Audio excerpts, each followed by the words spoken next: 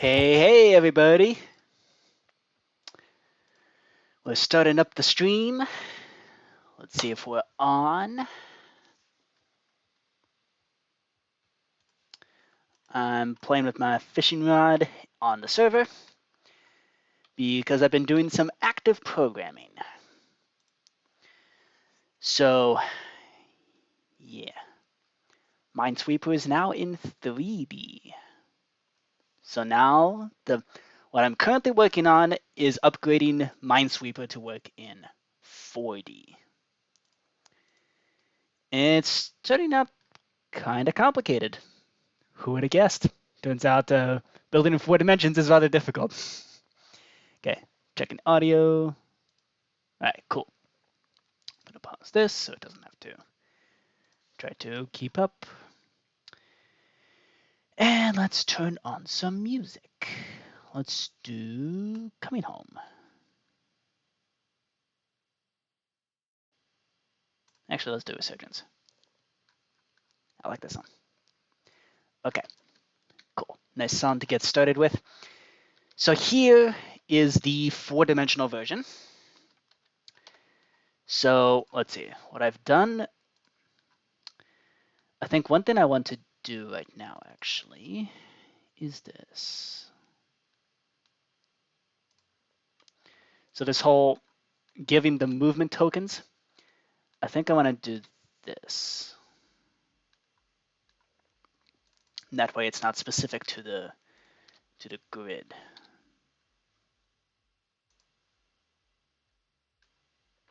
So in fact, over here, I'm going to take this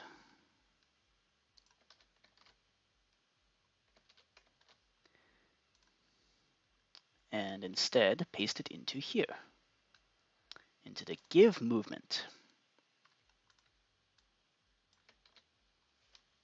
Okay. So then, oh god, that might actually not work, because there's no way for to detect. There's not really a way to detect where the player is doing. Oh, which grid the player is working on. Okay, never mind. That was a dumb idea. Okay. Never mind. Okay, that was a dumb idea. So the goal is eventually to get Minesweeper to work in 6 dimensions, which is a lot of dimensions. But I think it is doable. So let's see. The key thing to making 4-dimensional anything work is the ability to move in that space. So for example, since this is technically level 7, these movement tokens should give me the ability to move back and forth between those different dimensions. I am not using an ad blocker, Aternos. Come on, man. This is just a thing that we're going to be dealing with this whole time, aren't we? Whatever. Oops. Okay. Let's stick in grid 7 into here. That way we can upload. Okay, is there any way I can lighten the load?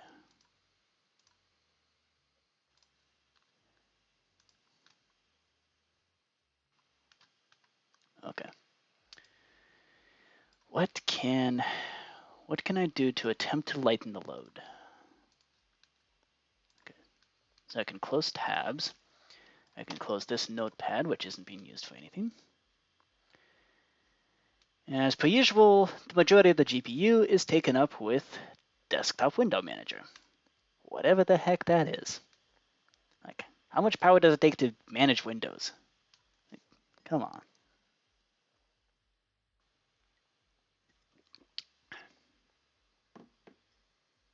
All right. Grid 7 loaded in. So let's make sure we're able to actually move between these 4-dimensional rooms here. So if I yoink those. So here's the thing. In adventure mode, with the 3D Minesweeper, you have to be able to fly. So hence why I have move up and also move down. So now the question is, can I also move side to side? So first of all, okay, can't move down there.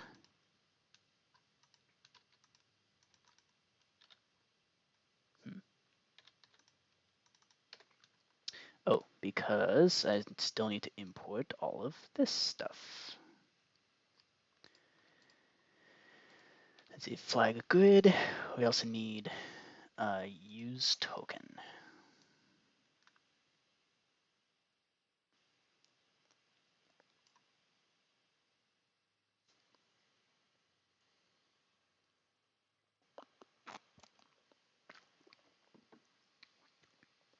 Okay. Import those into Aternos.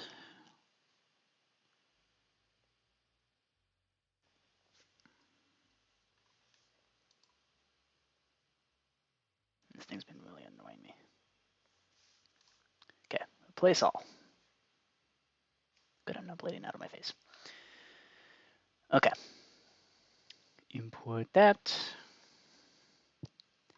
And then we reload.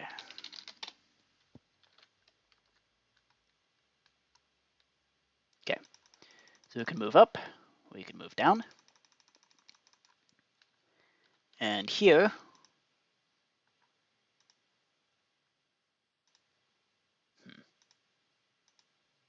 that's slightly concerning.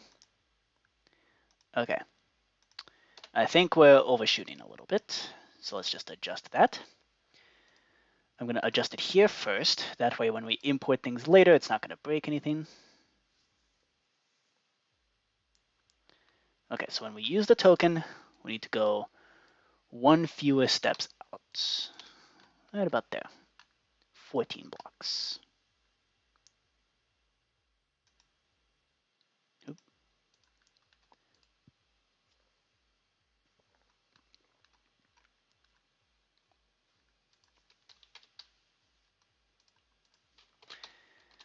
Save that as 14 blocks.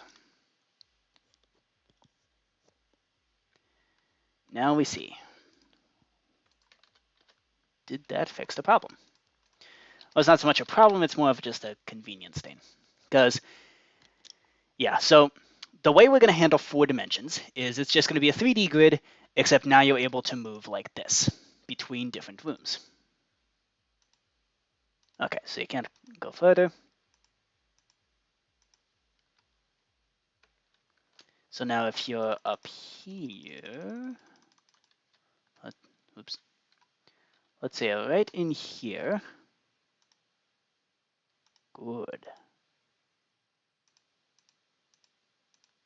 Okay, this is the key that's going to make it so you don't get lost in the 4-dimensional space. Okay, cool. Cool.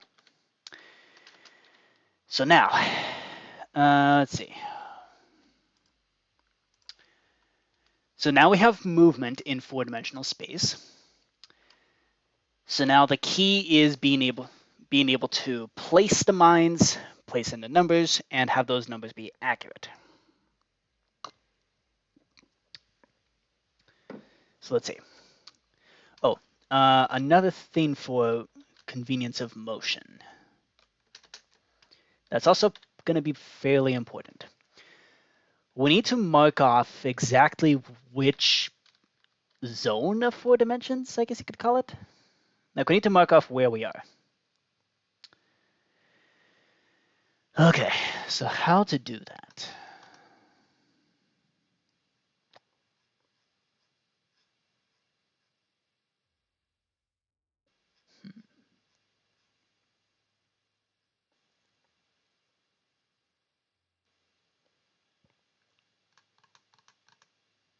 And we do have to generalize this so that it works in eventually 6 dimensions.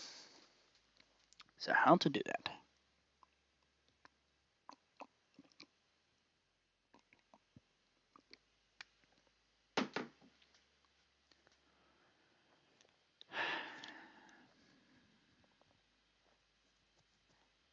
I guess we can imprint the, like, your location in the floor.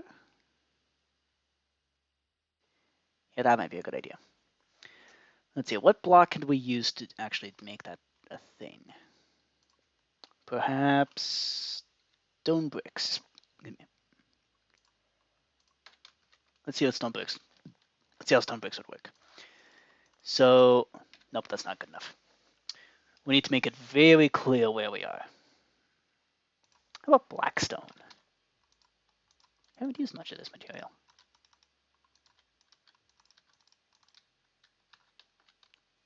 Okay.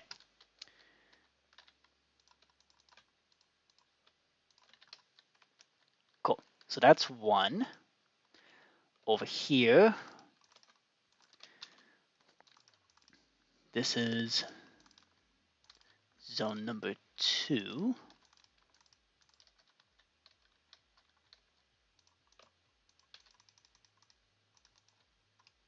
Okay.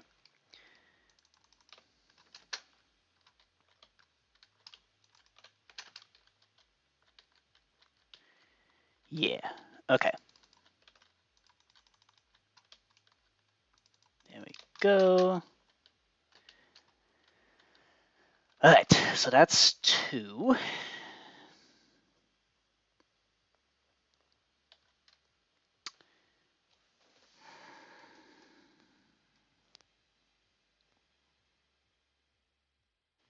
Is there a better way to do this?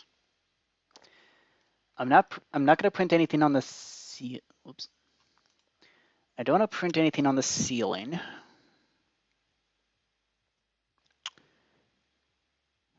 So I use granite here to indicate that you can move in those directions. I do want to keep that scheme to indicate whether or not you had an edge or a corner of the general space. The question is, how do you indicate what, like, exactly where you are? Maybe with banners.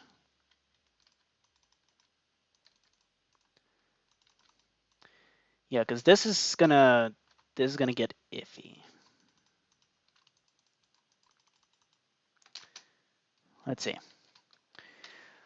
Let's try banners. See if that will do anything. So let's see. To do that, we're gonna need to grab a loom and see if we can make a number. Actually, why would I do that? Why do that when I can go away, Aternos? Minecraft number banners.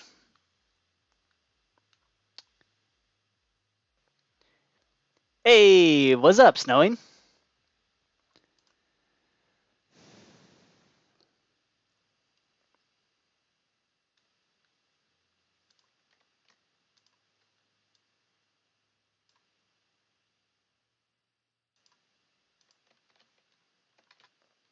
Okay, the question is this updated for the most recent version?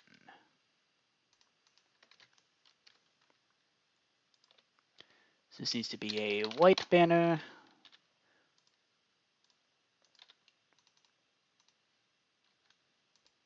No. That looks like hot garbage. Ooh. I don't know what I just clicked. Okay. Can I edit this?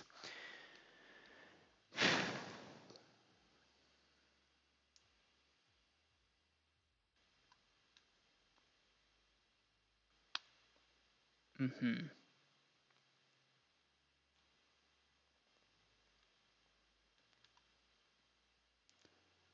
Right, so it does work in Java 1.20. Okay. Uh,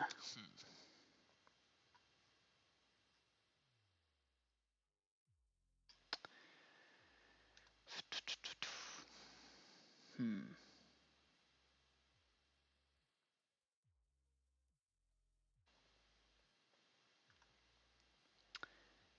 I mean, it should work.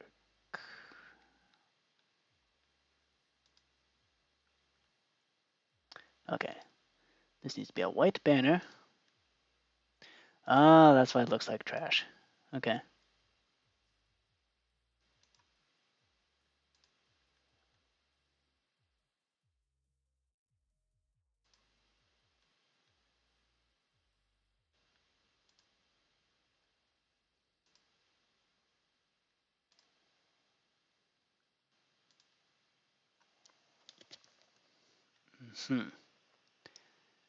I see.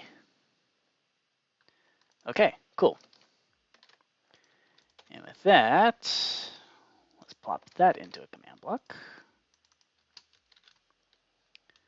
Okay. Moving in 4 dimensions. So we're going to indicate where we are using a banner. So this is 4-dimensional zone 1. I guess we can stick that there. Okay, so here, no blackstone. So this is 1. And okay. So now going over here. Okay.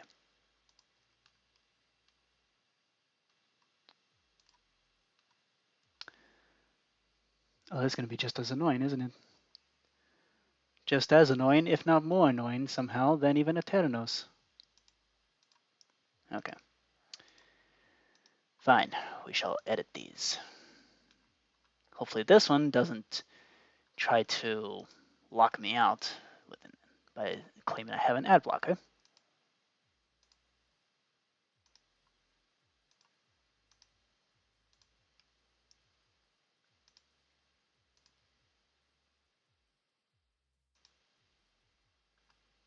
Okay.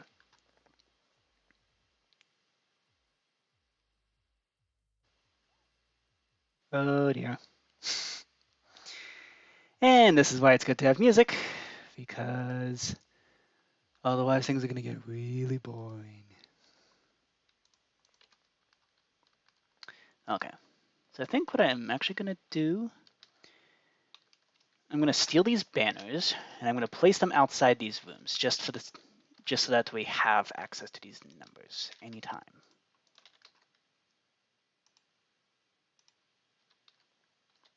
Okay.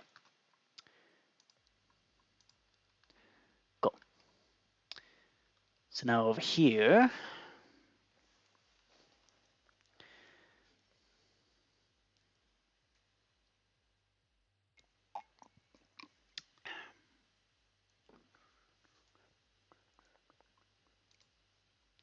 okay. So this needs to be a white banner with black black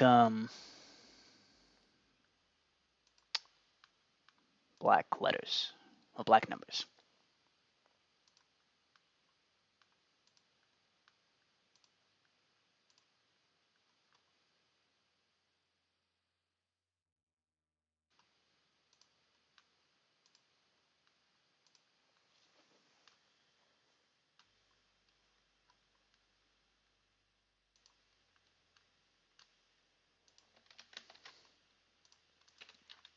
All right.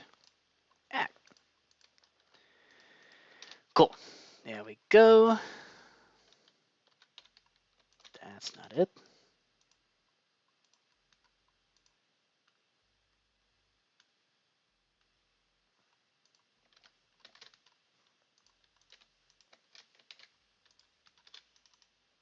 There we go. There's 2. Let's see if we can split screen this. Cool. Okay, we got a 2. Now, can we make a 3? It's just getting increasingly harder to actually use websites.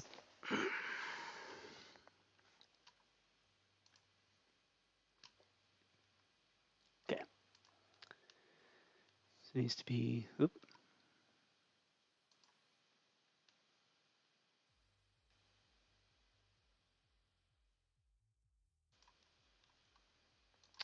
I'm pretty sure I clicked on that. Okay, white base. Need a black stripe there. Black stripe there. We need a black stripe there. Curly border. Black stripe and border.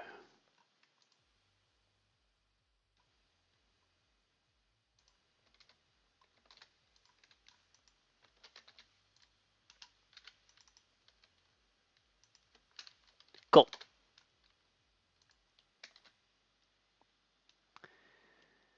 Sweet. Okay, we have 3. And of course, it's going to get easier and easier as we build more, because we're going to be able to actually kill the pages, like close pages as we go. Oop, height.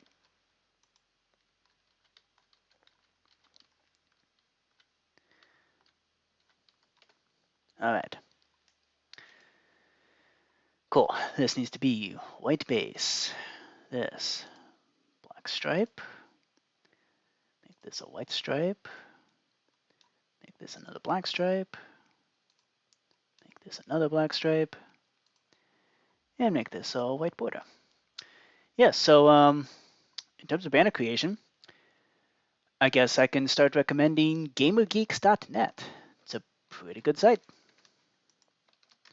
Good site as long as you're not streaming or doing anything too intensive on your computer, because it is full of ads. But you know what? It's not nearly as intrusive as Eternos, so I will accept it.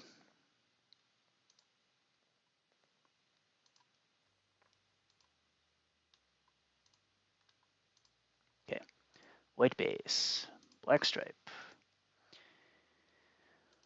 white dot, black stripe, and white border.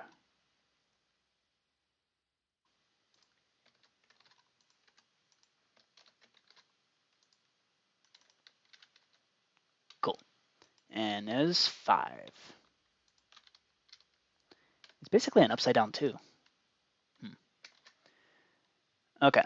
Well, there's never going to be a case where your perspective flips upside down.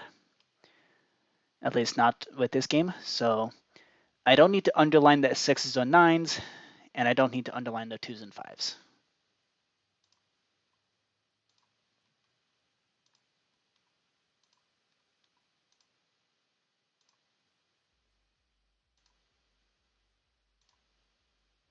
All right, black top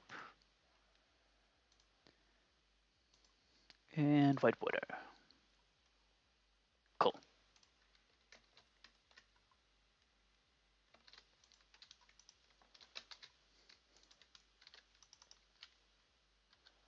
All right, there's a 6. And the 9 is just an upside down 6.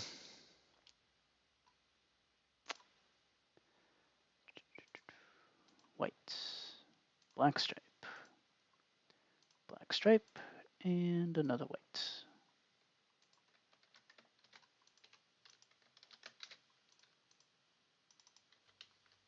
All right. There's the 7.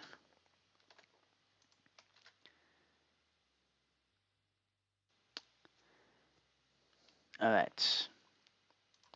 And over here, we got the white base.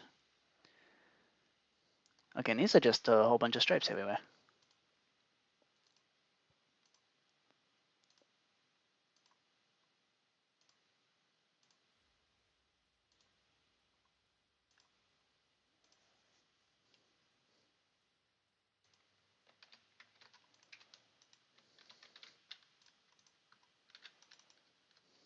There we go.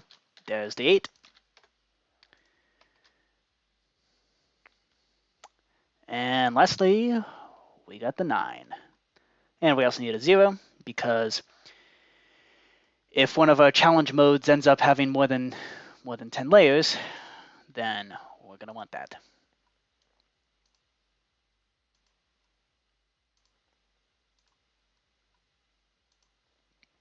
There's a black. There's a black.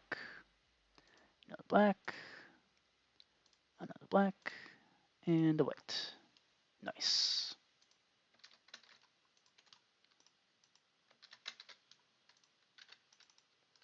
All right, there's the 9.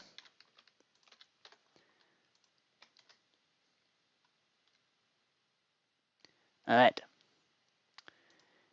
And now we do a white, and a black, and a black, and a black, and another black, and another black. In fact, actually, I think we can just, might be able to just remove this layer. Yeah, let's remove it. There, that's 0.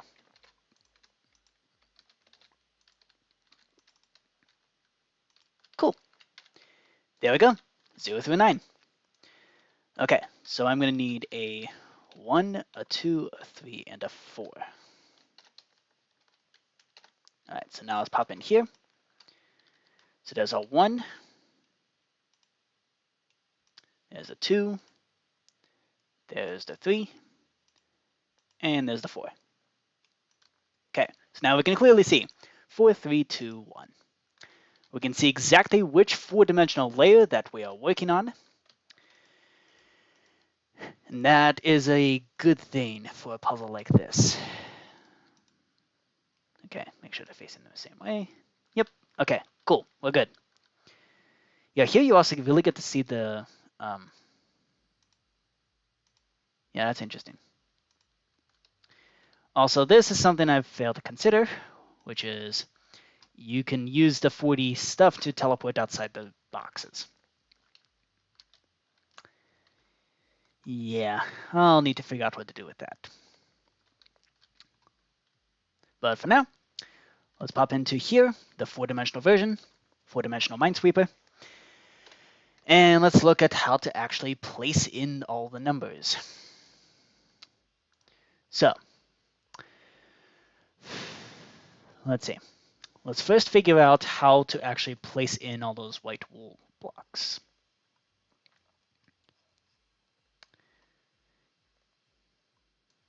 So,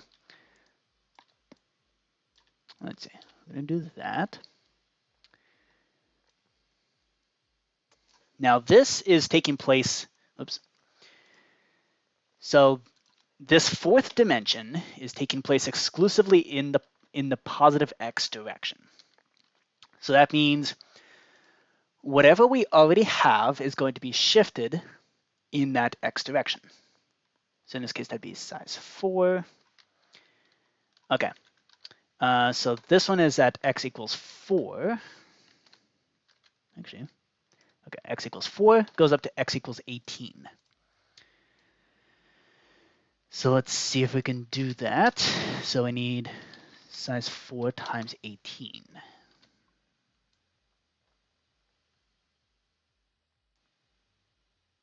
Actually, we're going from 4 to, oops.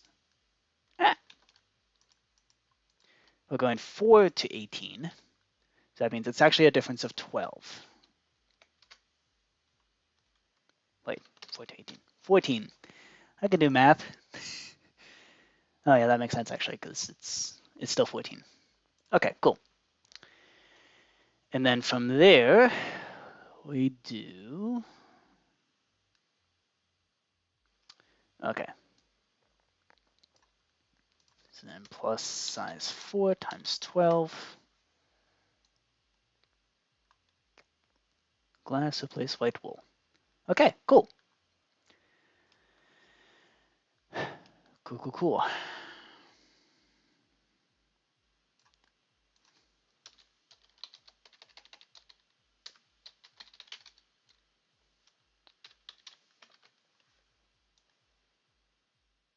Quote 4 times 12. Okie doke.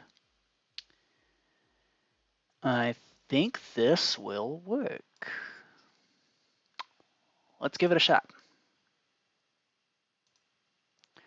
At this point, the worst that could happen is we so badly break something that we have to rebuild the rooms. Which is okay. Like, it's not that... We're not at the point where that would be catastrophic. Okay. So let's plop this into grid number 7. Okay. So in this function where we place the grid, okay, so we're going 10, 57, negative 91. Oops.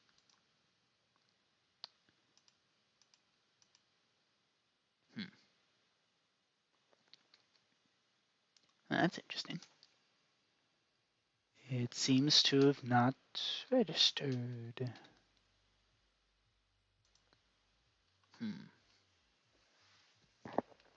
Okay, size should be 4.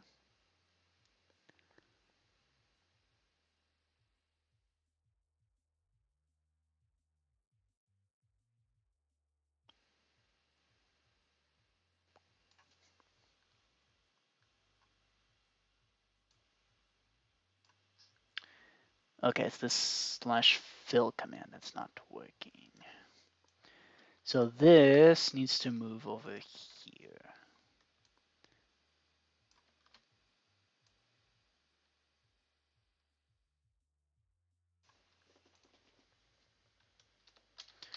Minus size 4 times 12.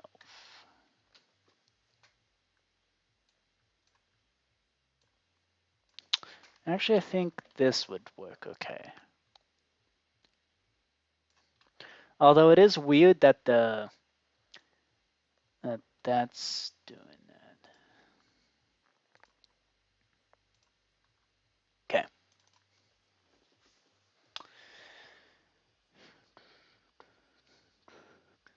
Okay. Still not really doing anything. Oh, I see why. Because I forgot to update the function. Go figure. A lot changes when you actually call the proper function. Okay. So we're going up to 58. Let's find out that way. Okay, maybe we need to go minus 12.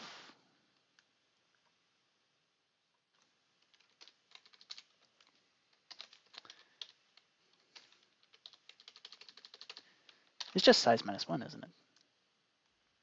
Yep. Oops. 8. Okay, we need x size minus 1 times 2. We need this to be y size minus 1 times 2. And we need this to be...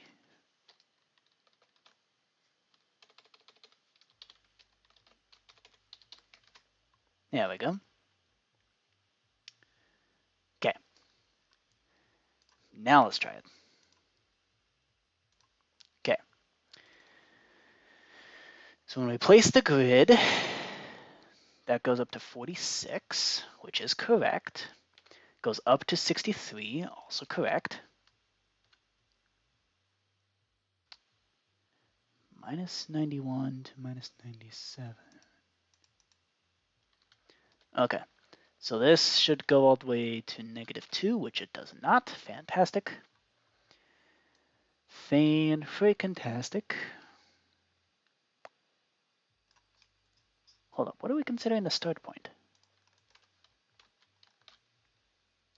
Oh, well, that would do it. Okay, 4. Oh, that means everything got screwed up. Negative 117.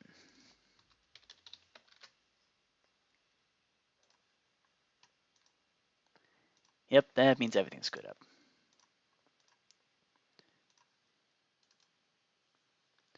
All those fixes we put in might be, in fact, incorrect.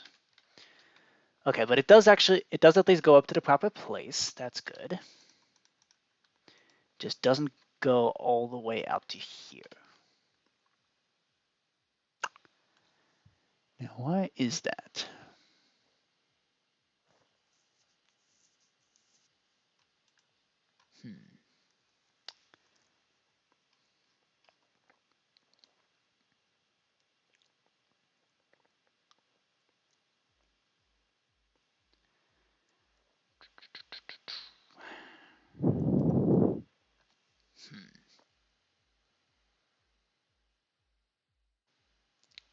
Size 4 minus 1 times 12. This is actually puzzling.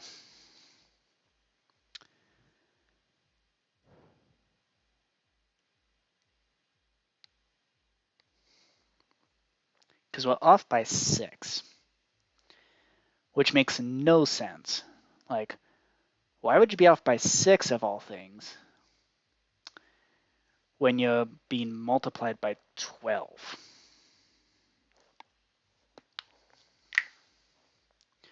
Because this should be 48. Oh, because it's 48 total.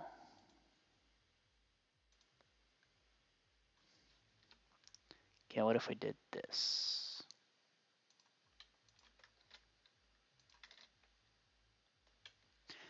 Well, actually, it should be times 14. That's why. Oops. Ah! What just happened? No!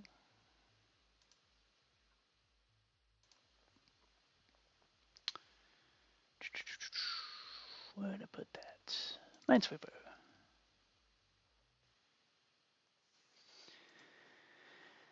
Okay. Try that again.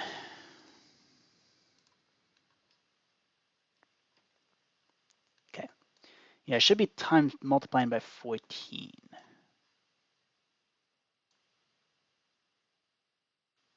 Yeah. Okay, let's try this.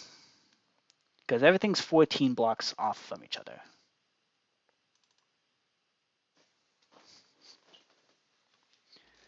Okay. There we go. All the way up to 4657 minus 117. Okay.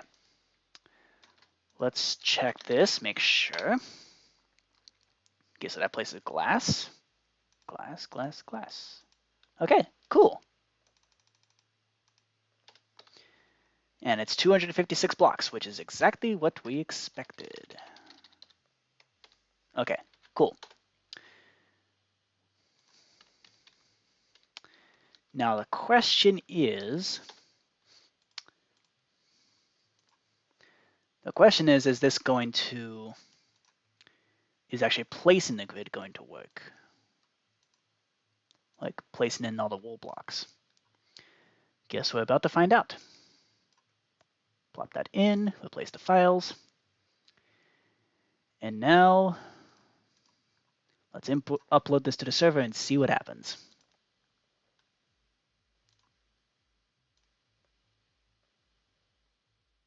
This may be catastrophic. Oh, for the last time, I'm not using an ad blocker. For goodness sake. Go figure, you're consuming so many. It's Chrome itself actually doing that, trying to limit using up too many computer resources, which is a fantastic Chrome update. And it does that by suppressing ads to quit consuming so many resources.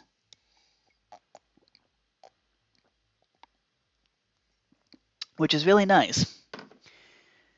Except Aternos takes it personally and decides that means you must have an ad blocker, which it does not. What it means is the site is showing me so many ads that it's slowing down my computer enough to trip Google Chrome, of all things, which is impressive. Like, that's an impressive amount of ads, enough to trip Google Chrome, of all things. Okay. Now, can we place in all the wool blocks?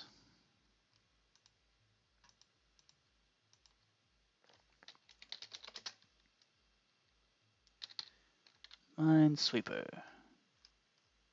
Grid 7. Erase grid. That did not work. And why is that?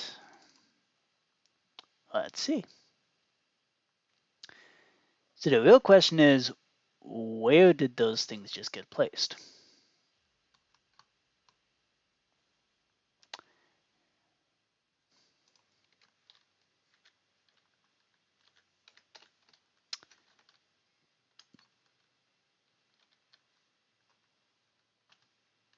They got placed inside here, didn't they? 60. Yep. Did they all get placed in there? Because that'd be a weird place to put wool blocks.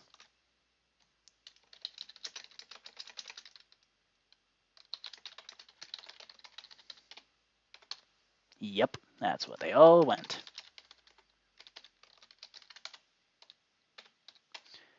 Okay. Cool. That's not where they were supposed to go. Let's see what we can do to fix that.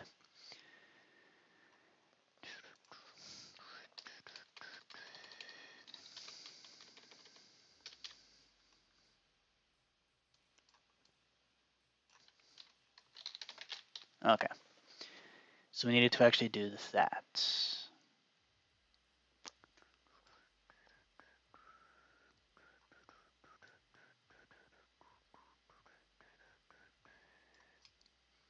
Okay. I bet you that's what was causing it.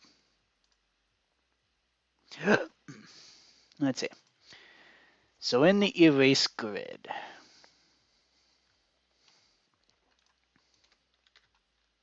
okay, so first it places things in this zone,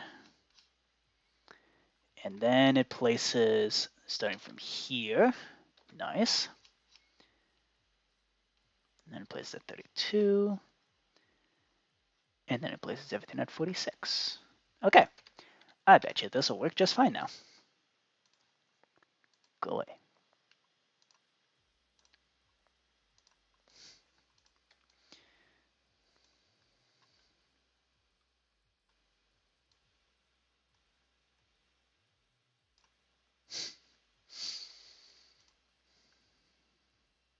Okay.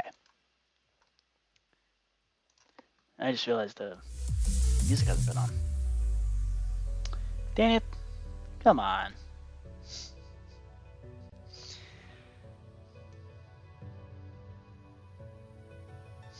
This is why we need live viewers. To remind me when the music's not on. Okay. Reload. Yeah, it is right before spring break, so I don't blame people. Okay. Let's try this. Okay. Erase grid.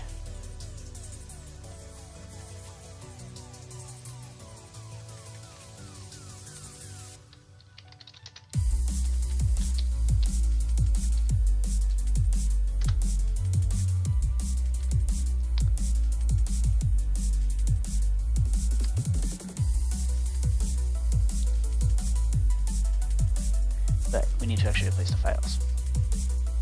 Did I already do this? I thought I already did.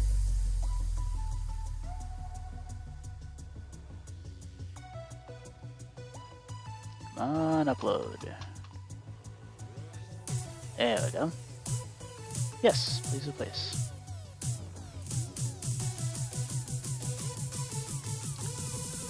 Okay.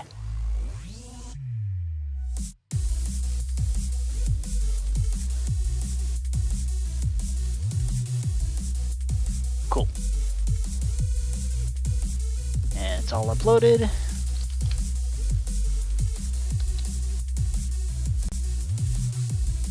Okay. And then replace all the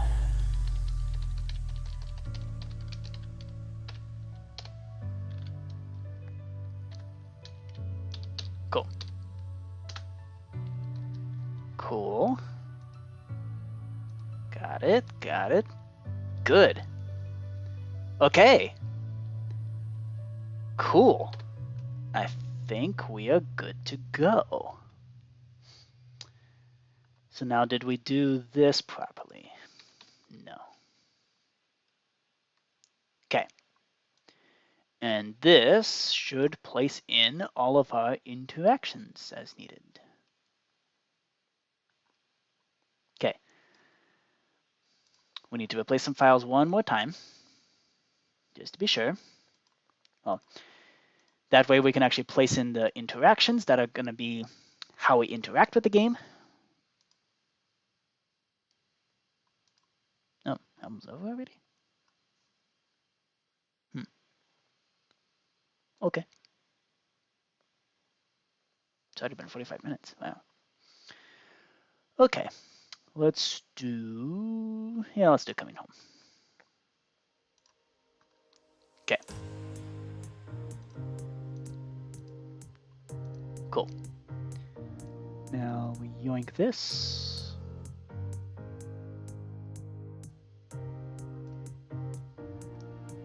Alright.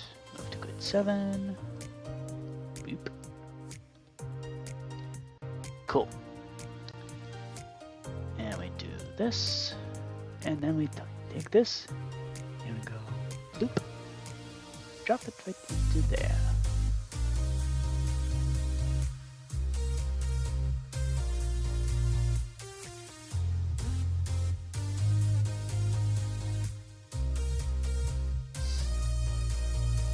Give developers autonomy with ChatGPT.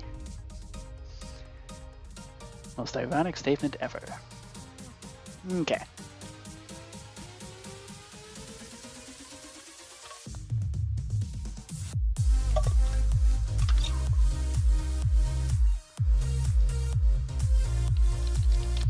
Cool. Alrighty.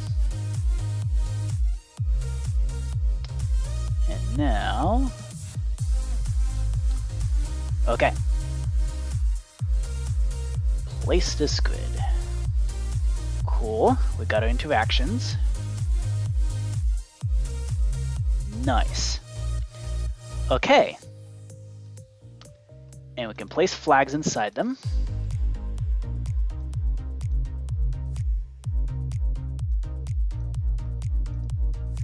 Okay. Let's place a Minesweeper. Oh, right. The numbers haven't actually been put in yet.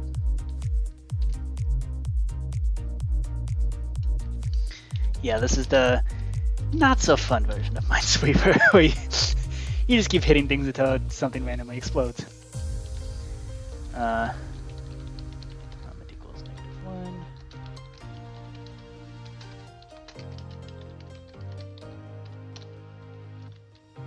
Okay. So these points here are bombs. Yep, grid 7 exploded. Nice.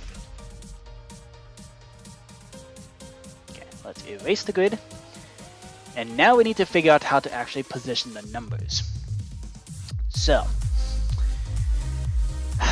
let's see, to do this, we gotta do some math. So, let's see, in 3 dimensions. So basically, you're always searching in a 3x3, so on a, okay, basic Minesweeper, the number tells you, based on your current square, how many bombs are in a 3x3 area around that square. In 3-dimensional Minesweeper, it's now a 3x3x3 cube centered on the spot that you just chose. So now in 4 dimensions, it needs to be a 3x3x3x3 cuboidal thingamajig that is centered around whatever point you chose. So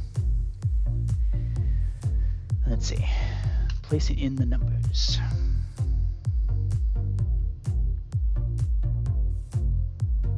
In 40.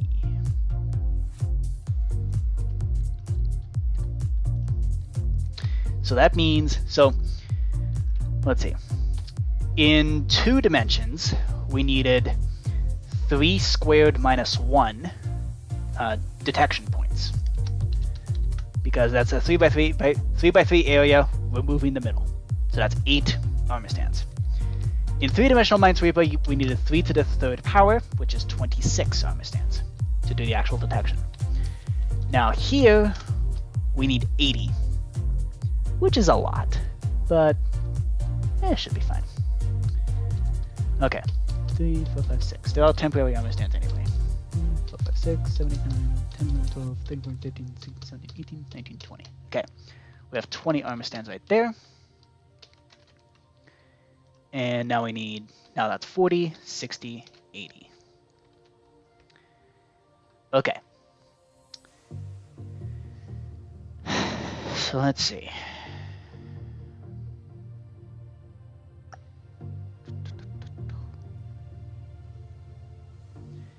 So all of these 26 different things. Okay, so if we do 26 plus 27 plus 27, we get 80. Okay, good. So that basically means we can take this and just copy it. Okay, maybe not that. That's at least a good break. So this is our current cube of 3x3x3 centered around your point. So you have to remove the point. And now here, we need to add one more point, which is the actual coordinate that we're looking at. And then we need to add 14 to each of the x coordinates.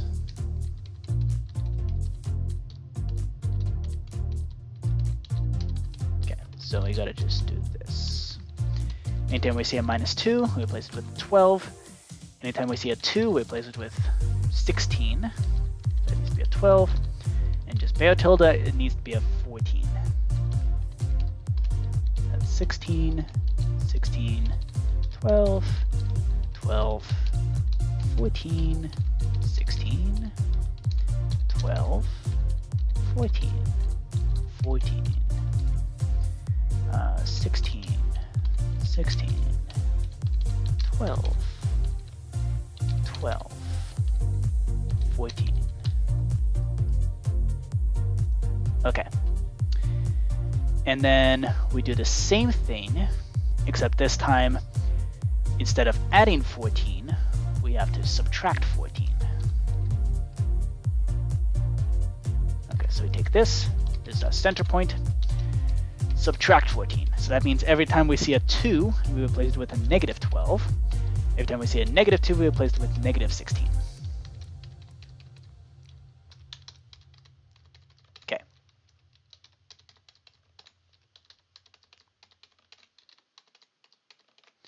And then we got to test this to make sure we're actually properly showing the, okay, that was +2, we need to make that -12.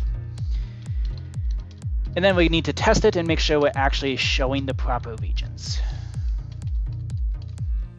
Okay, that's a -12, that's -12, -16, -16, -14, -12, -16, -14, that needs to be -14, -12, and -12, and then -16, -16, -14. Okay. Woof. So I'm going to comment that out temporarily, just so we don't immediately kill off the armor stands.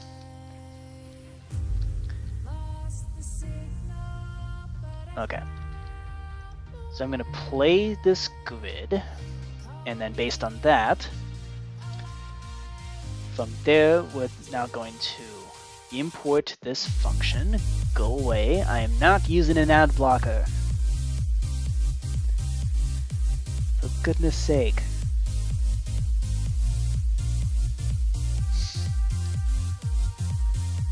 That is absurd. Okay. Import this to here.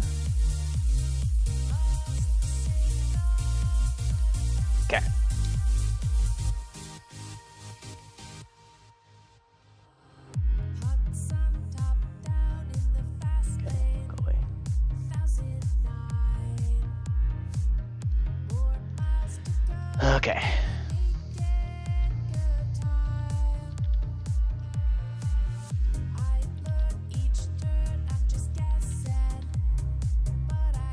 Cool. And now that we have our function in place,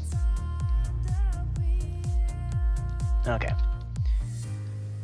So now let's go into here. I'm going to choose this one here, this interaction, tag it as A. And I want to be able to make sure that we can actually, that the armor stands were placed in the proper places. So let's reload. Okay.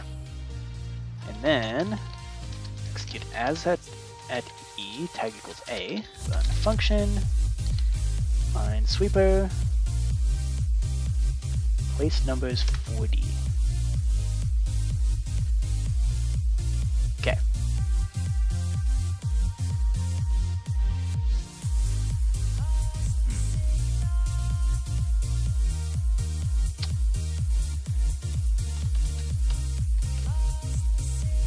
Okay. Okay. Set block 1659 -119.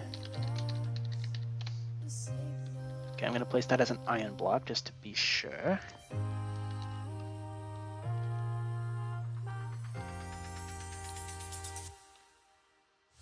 What? What's that doing over there?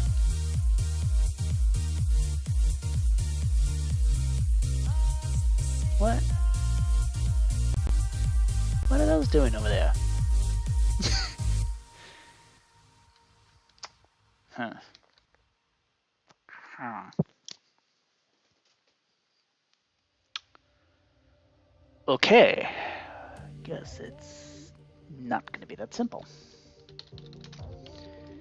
Tag equals detect mine. 240 entities. Holy smokes.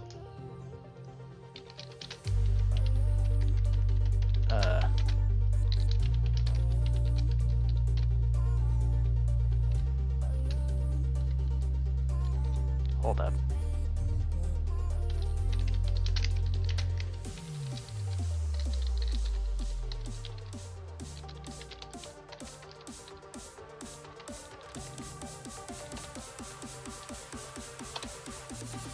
Okay, so that's one.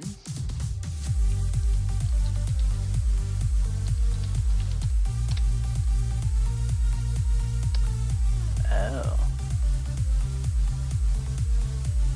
Oh, I see. Did this also get a bunch of armor stands placed? That might have been what did it.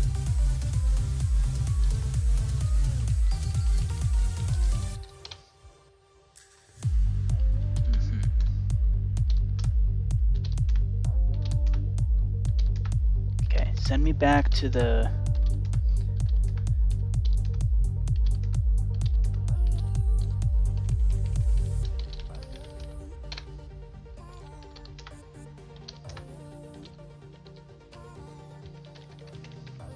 Right, okay.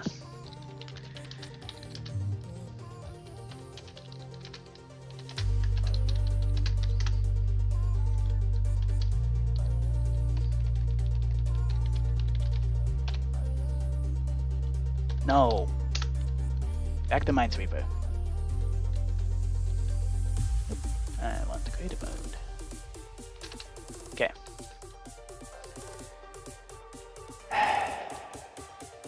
Okay, so clearly that was not gonna work. Fine. We're not gonna tag it as A then. We're going to tag it as test. Okay, I'll be right back after a bathroom break.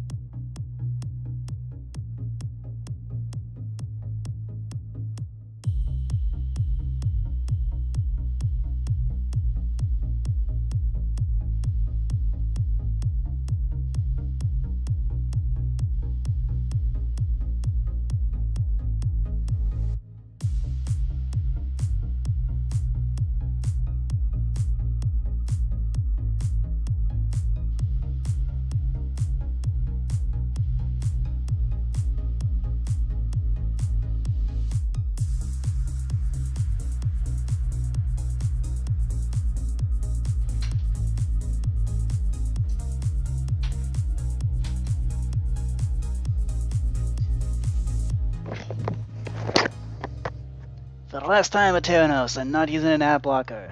Go away. Okay, so I bet if we now do tag equals test,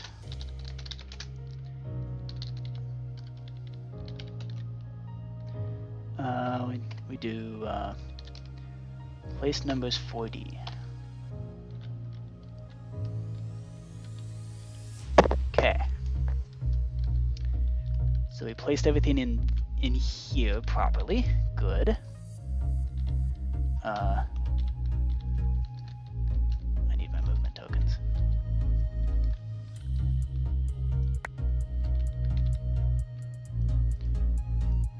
Okay. And here, got all of this proper as far as I can tell. Yep. This is proper, and this is proper. Okay. Wow. No, I got that. There we go. 3 and 4 should have nothing. Yep. Okay. Cool. Excellent. And then if we do this, I'm amazed that actually worked. We should have exactly 80 entities. Yay. Okay, sweet. Cool. Okay. I am actually kind of surprised that that worked first time. Things never work first time. It's almost a little concerning. Then again, it's really not that much of a upgrade from just 3D Minesweeper, so I think I'm comfortable with just activating this thing and seeing what happens.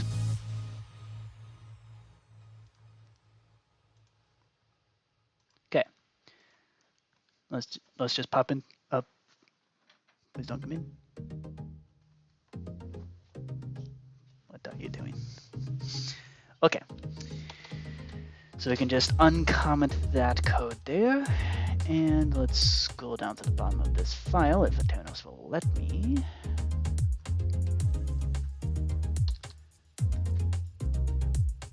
Okay, save that. And I think that is it for 4-dimensional Minesweeper. It's basically complete now? Question mark? Let's see. Reload. Okay. So let's see. Okay, we still have the 1, 2, 3, 4 banners out here. Good. Oop. Here. Okay, so we just need to make sure that you can't accidentally teleport outside the room just by using the tokens. The 4-dimensional and 5-dimensional and whatever else tokens. Okay. Let's play this. see what happens. So I'm gonna execute @E.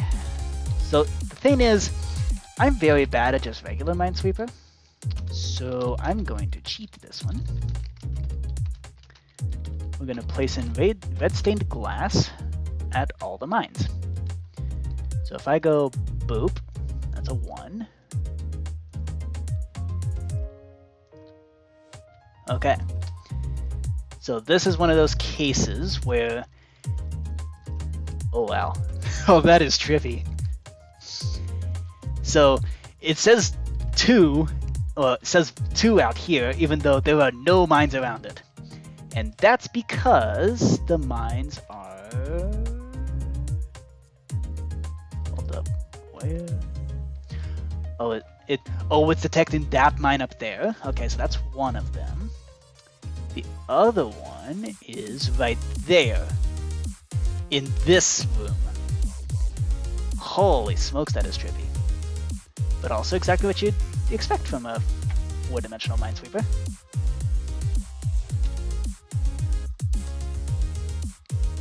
Okay.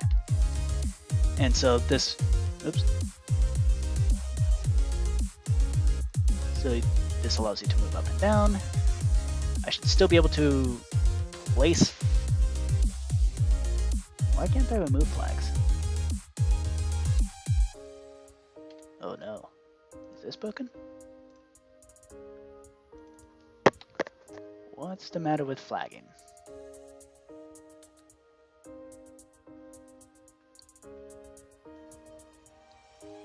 Okay, so it's importing that.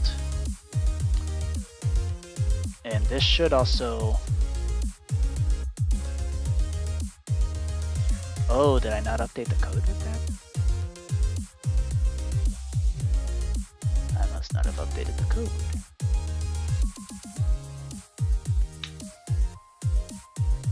Okay, let's update that then.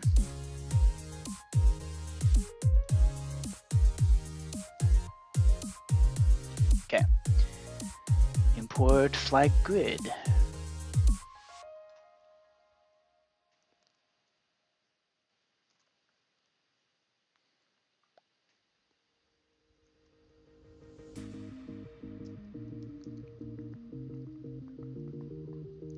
This is one of my favorites.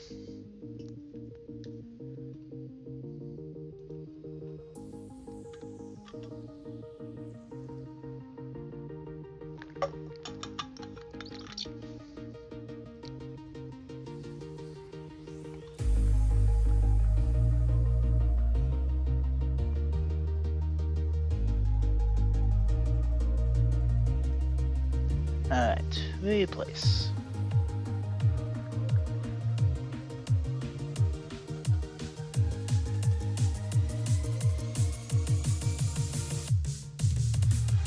Alright, let's try that again.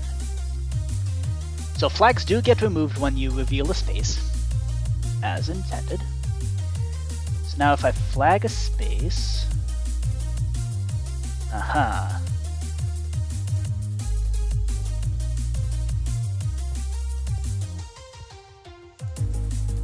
Can I remove the flag now?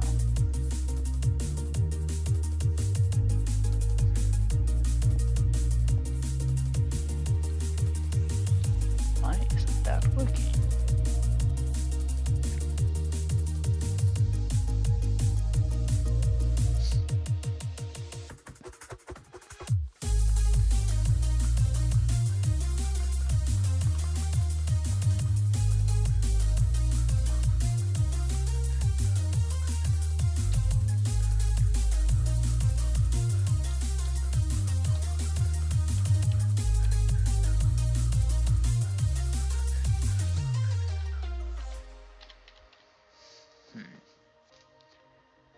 Okay. Oh, I see. We do this. I mistyped this code. Okay. Predicate equals Minesweeper in dimension. Tag equals flag. Limit equals 1.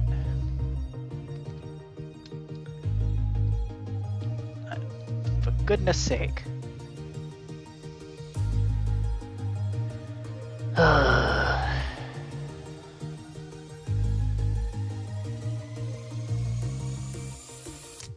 How often is it going to try to remind me of that? Like, seriously. How long is it going to be doing that before it realizes that I'm not actually running an ad blocker? As you can clearly see by this video footage of these very clearly advertisement things all over the screen.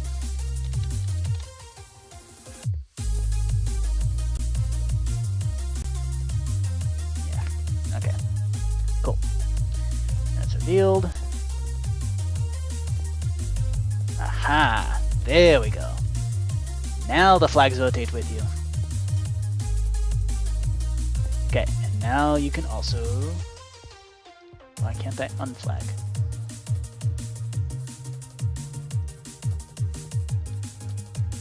Hello? Why can I not unflag?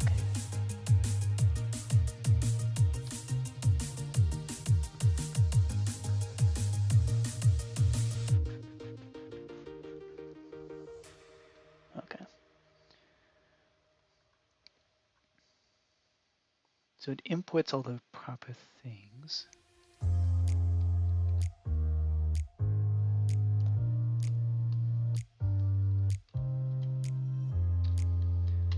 merge is 3D, merge is 4D. Hold up. Oh. Uh-huh. That might do it. Good, 4 up. Dummy.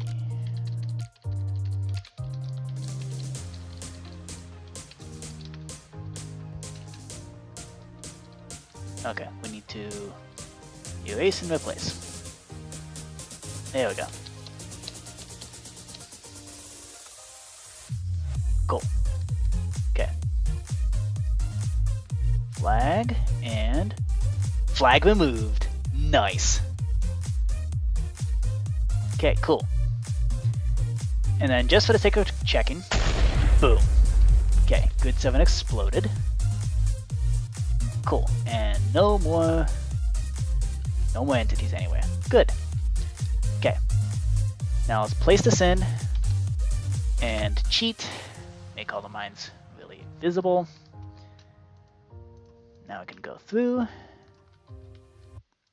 Since this is beginner level, we can actually knock out every single one of these things.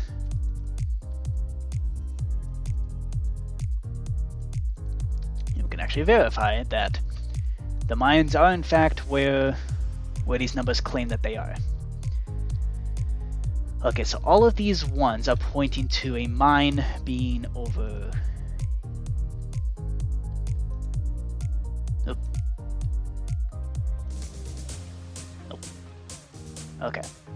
So all of these ones are pointing to a mine being right there. Okay, sweet. Flag that. Haha. Oop. Don't want to flag that one. Okay, and this right here also confirms why I made the tokens right click instead of left click. Because if you accidentally right click, you just flag a space and it does nothing. You accidentally left click, or you accidentally punch on a spot you weren't supposed to, you could potentially blow yourself up. Okay. So now the question is flagging all these things gonna... Am I gonna be able to win this level by flagging all the mines? Ooh, 5. 6 mines, holy smokes.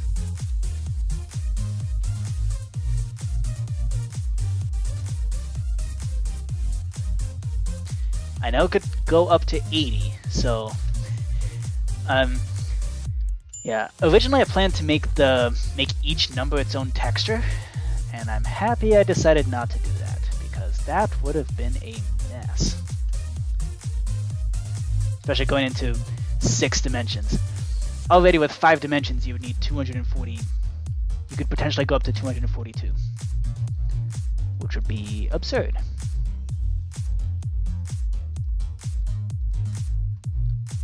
Okay, cool. So 6 here is seeing that mine, that mine. Let's flag this guy real quick. Okay, so it's seeing this mine, this mine. It's seeing that one right there. Yep, that one right there. So that's 3. That's 4. And then it's seeing 5 and 6. Okay, so it does accurately report that there are 6 mines around it, which is absurd, especially because you can't see most of them. Well, I mean, just take some 4-dimensional thinking. Okay.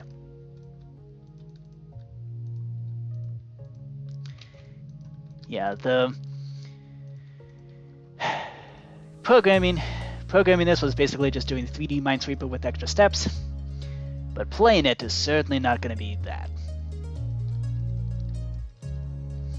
Which, of course, me being bad at just regular 2D Minesweeper, I have no idea how hard 4D Minesweeper would actually be. So this will be an interesting test. And again, I think I handled 4D chests with multiverse time travel pretty easily. it wasn't so much I just the issue wasn't so much like mentally can't think of it. It was more just getting bored of stalling things and making more and more timelines.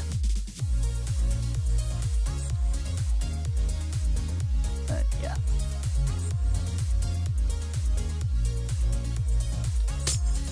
Oops.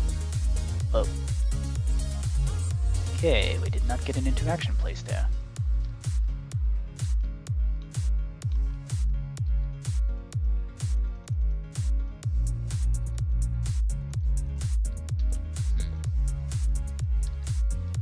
I'm gonna mark that spot as a potential trouble spot.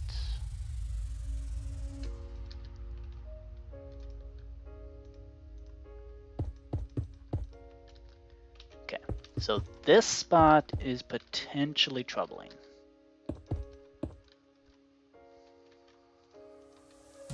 Because we just smashed some glass, which we should not have been able to do. Okay, cool. Flag, is it flag? Flag and flag. Are we missing anything? Right, these need to be flagged. Flag, flag, flag, and flag. Okay. I need to flag these guys.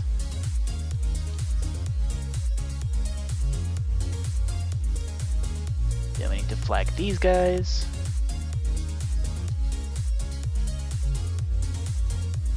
Yay! Grid complete. Alright, we found all 10 mines scattered across the 4-dimensional wasteland that this is.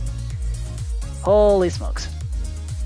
Okay. I'm going to reset the grid, and then let's verify that that was a fluke.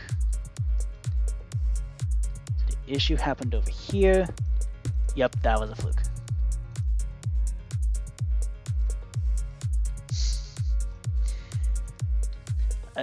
It's kind of funny how, like, a lot of this, like, opening up these squares, like, you're not going to be able to directly see where the mine is. Like, this 3, like, we opened up the full cuboidal area around it, which means this 3 is not referring to any mines that you can directly see.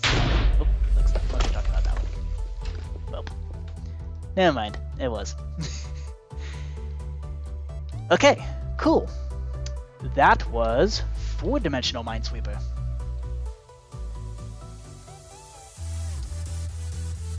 Okay, so now we just need to make beginner, intermediate, and expert levels for this guy.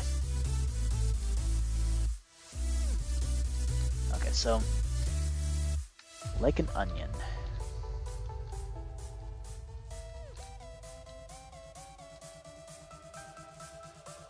Okay, so line up with this. We'll do that and oops, a bit of that. So this will be beginner. Technically it is beginner level. And this will be level 3.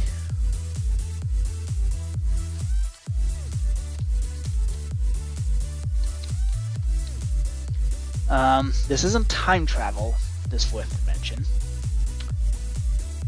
Yeah, let's just call it the 4th dimension.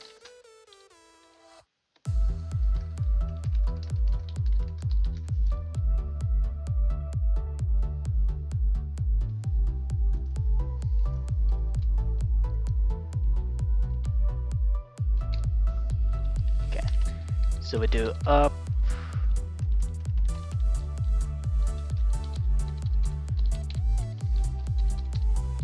or down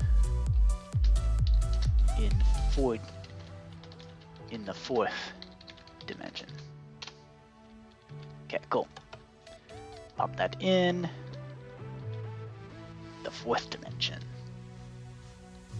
Take 2 new movement tokens to move up or down in the 4th dimension.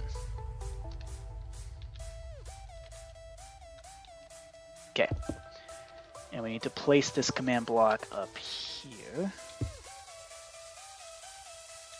There we go. Okay. Now because we now have these movement tokens in place, we now need to kind of protect the rest of the area here, just to verify, just to be sure that nobody can teleport outside the game arena. So let's see. We need to go 15 blocks out. Yeah, let's just do 20. Why not? 5, 6, 7, 8, 9, 10, 11, 12, 13, 14, 15, 16, 17, 18, 19, 20.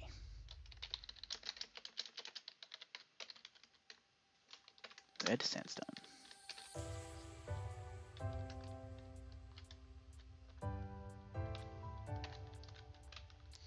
And we need to protect the rest of this. Basically surround everything else with red sandstone as well. Oh, that means those command blocks I'm gonna have to move. Okay.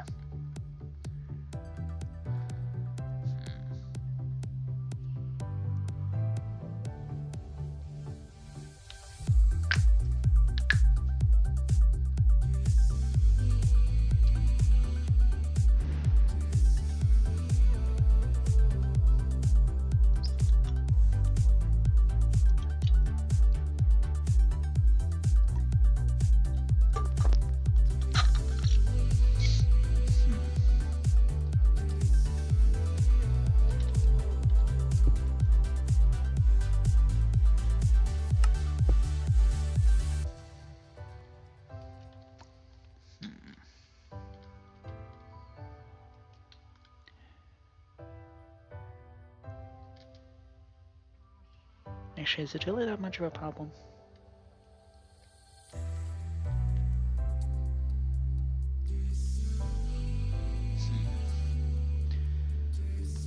What else can we use instead?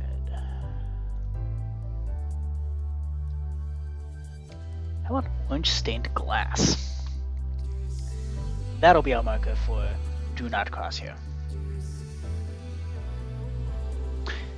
Actually, you know what'd be an even better one? Okay, so use token.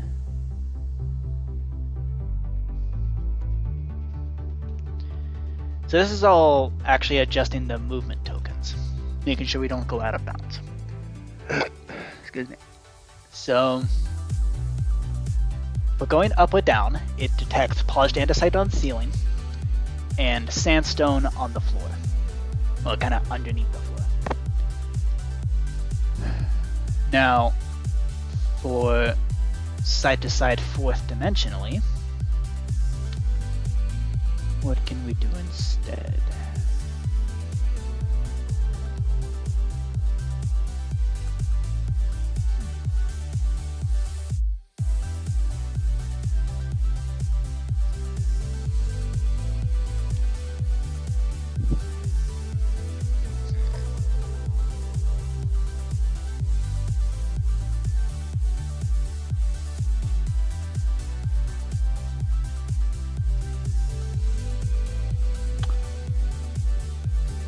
Yeah, so just thinking through this. So I could potentially like rubber band the players back into the rooms.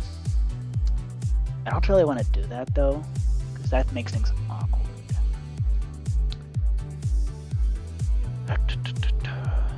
What can we do instead?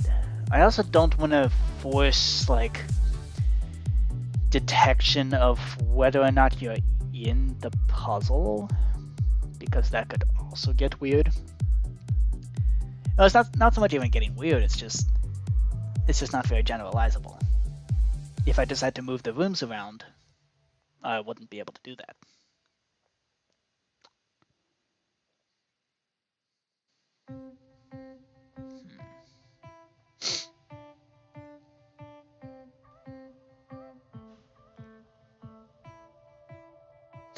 Ooh, actually, here's an idea.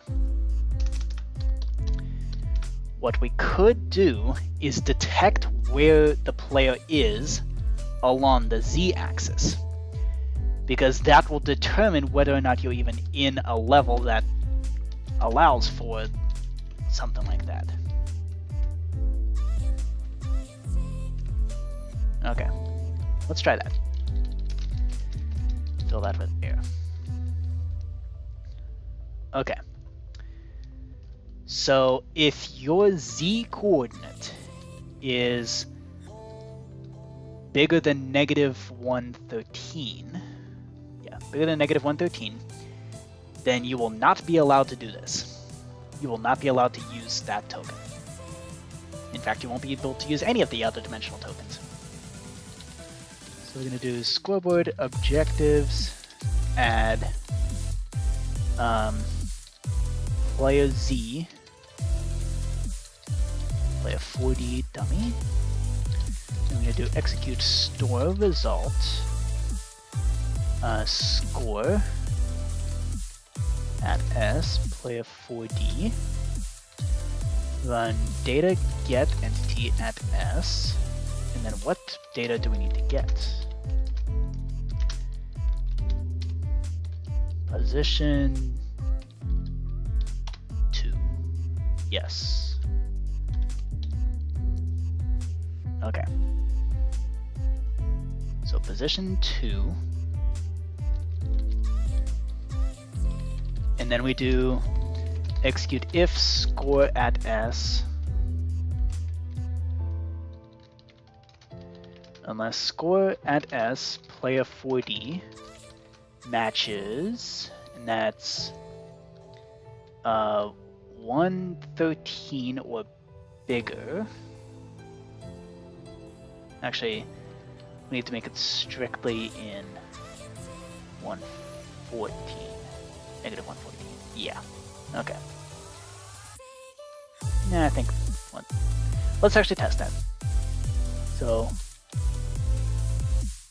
it should be smaller than -113. Run. Return. Run. Return. Run. Scoreboard. Objectives. Remove. Player 40. And then remove the scoreboard anyway.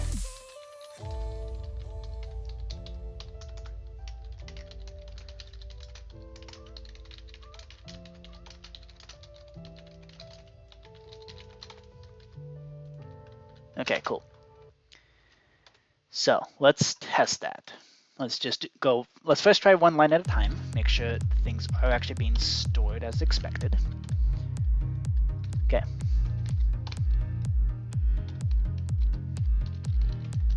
Scoreboard players get my player 4D. -117. Okay. Now how about here? This counts as -114. Okay. How about here? This counts as 113. Okay. So it needs to be at most 114. Cool. Let's test that out.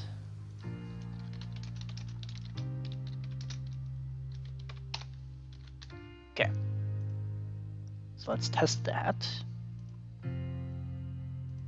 Okay. So import that code.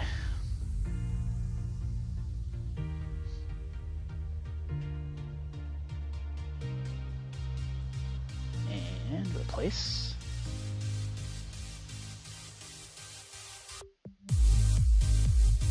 This way we won't have to like shield the entire grid, the entire thing with blocks. Okay. Now reload. Okay. Cool. So I want to move here, which I am able to, including if I'm at the very edge. And I'm no longer able to move there. Okay. Now if I'm standing at the threshold, I can't move. Can't move, can't move. Only if I'm standing in here. Beautiful. Okay. Sweet.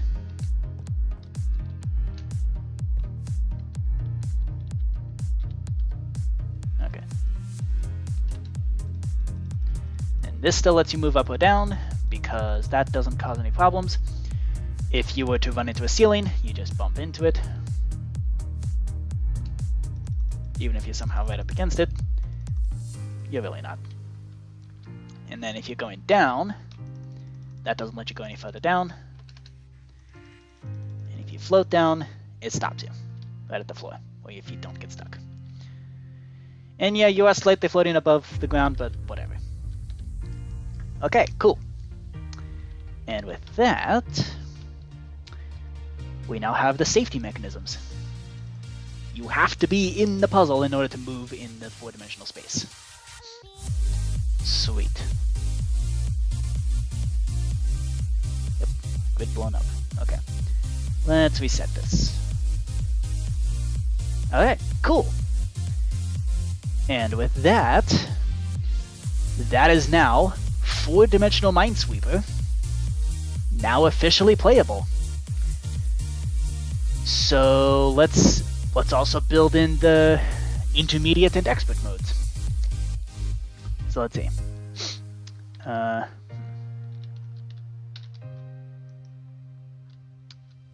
let's see. How big should those be? Let's actually Google it. Has Minesweeper 4-dimensional Minesweeper. Has this been done?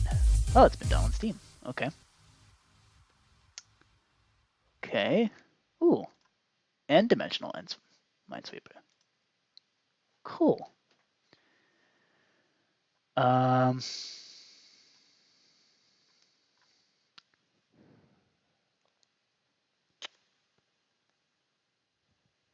click the cell you want to flag for a 40 board.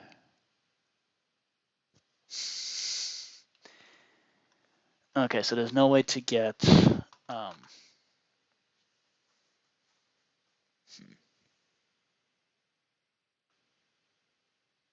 written in a day.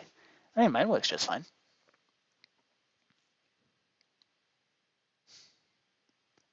Okay. Let's not do that then. Hypersweeper.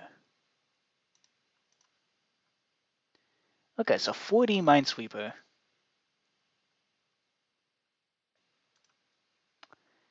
is a thing.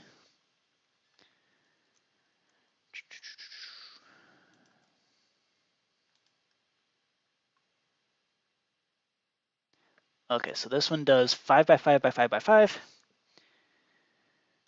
Ooh, okay. Oh, those are just pictures. Okay, never mind.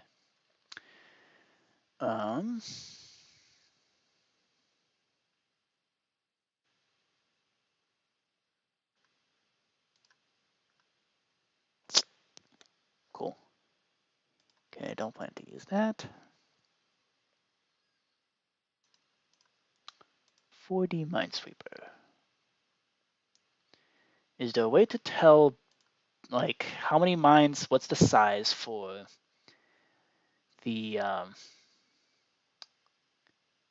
for 4 dimensions? Oh, nice. There's some YouTube videos about Minesweeper in 4 dimensions.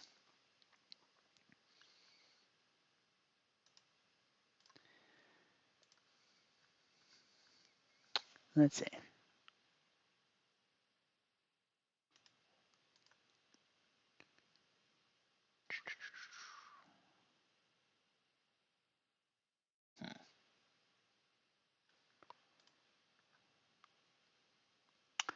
Okay, so it does.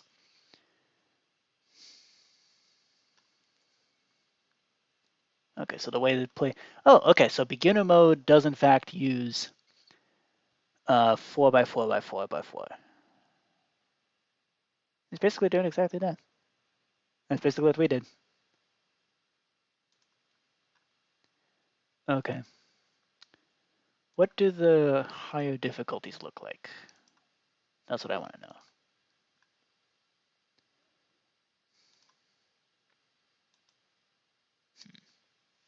Okay, never mind. Fine. Now, what is it for Steam and multi-dimensional games? It's kind of fun. Fine. Looks like we're just going to have to do it ourselves. 4-dimensional Minesweeper. Honestly, it wasn't that hard to program. It's going to be very hard to play, but it really wasn't that hard to program. Okay. So let's see. Beginner level was 4x4x4x4 with 10 mines. So expert level needs 99 mines, and intermediate level is going to use 40 mines, because that's what the original Minesweeper does. Okay, let's actually figure out what the proportions are for this. So can we keep the same proportions? That's the question. So in original, let's turn on more music. Let's do notes. Okay. So in the OG Minesweeper, we have 8x8 with 10 mines. Intermediate does 16x16 with 40 mines. And then the next size up does 30x16 with 99 mines. Okay. And then 3D I stole off of a website. The easy, intermediate, and big. So 5x5x5 was 10 mines. Then the next one is 7x7x7 with 33 mines. And then we had 10x10x10 with 99 mines.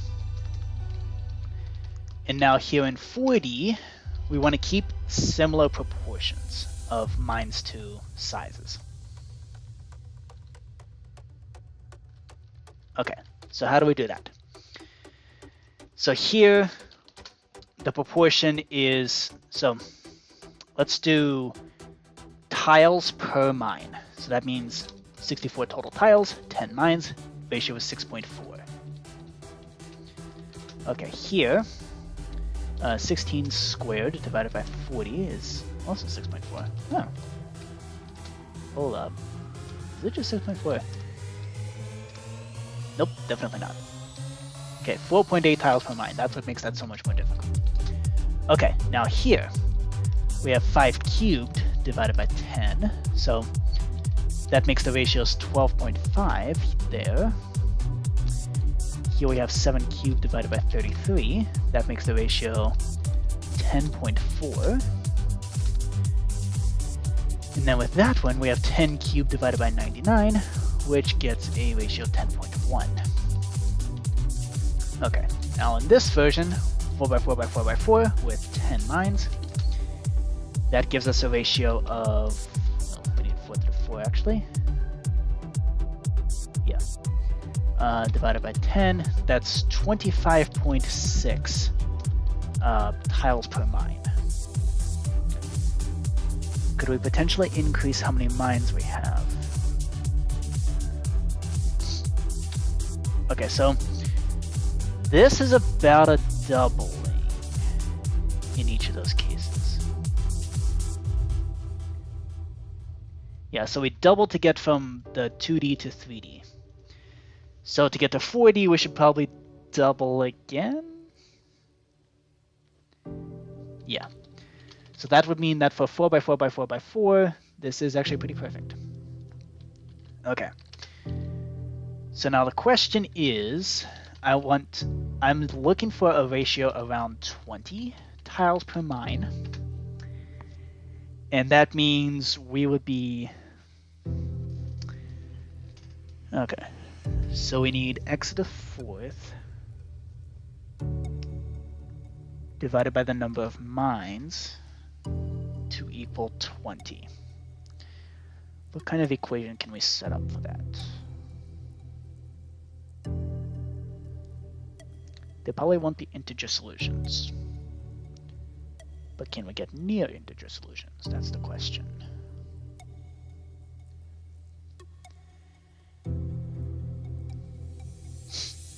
Okay. So here also, in terms of sizes, we go doubling to get to intermediate. But this isn't really doubling, it's adding 2. So maybe in the next size up, we add another... We go up to 7 by 7 by 7 by 7. And in order to get a ratio of 20...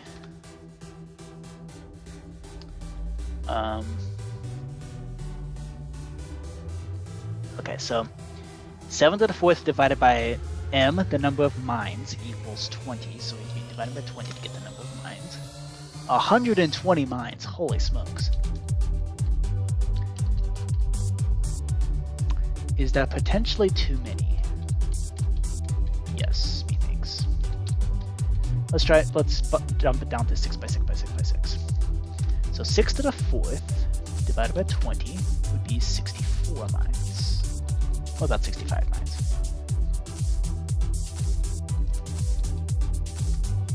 Okay, that makes a ratio of about 20 mines, 20 tiles per mine. So then the next one would be 8 by 8 by 8 by 8, which, again, if we're looking for a doubling, we want, yeah, so we want also still a ratio of about 20 tiles per mine. That means here, we'd go 8 to the 4th divided by 20, 205 mines. Holy smokes. That's a lot of mines. Okay. Okay, so more planning to be done there. So going into 5 dimensions. So it'd be 4 by 4 by 4 by 4 by 4. We now want a ratio of about 50 tiles per mine. So to do that, 4 to the 5th divided by 50, we'd have about 20. Well, that's interesting, actually. If we keep to the same scheme of maybe 10, 40, 99, what would happen? 6 to the 4th divided by 40 is 32. And then 8 to the 4th divided by 99 is about 41.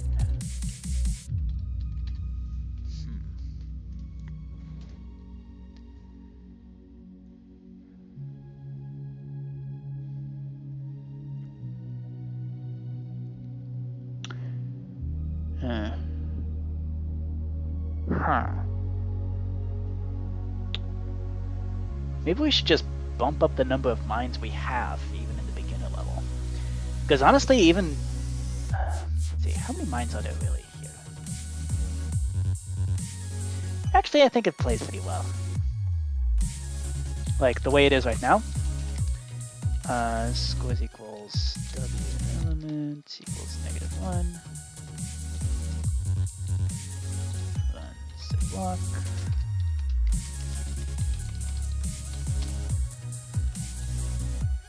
Yeah, you get a pretty good number of mines. You get about 3-ish per room. There's 1 there, 2 there. No, there's 3 there. You know what? I think that's a pretty good distribution, actually. Yeah, let me blow this up. Boom.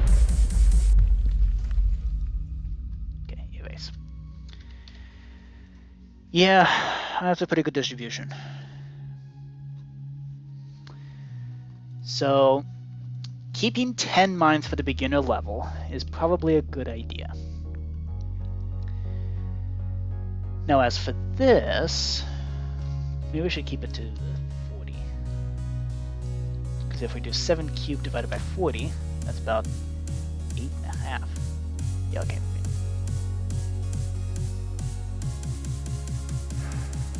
Okay.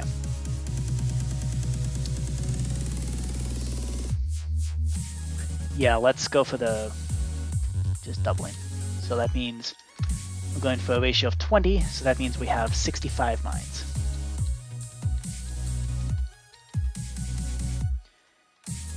Maybe we should go for like a 25, 20, 15. That sounds like a pretty good ratio, actually. So that means 4 to the 4th divided by 25 is 10 mines. Okay. And then 6 to the 4th divided by 20 means we put 64 mines. And then 8 to the 4th divided by 15 means we're putting 273 mines. Holy smokes.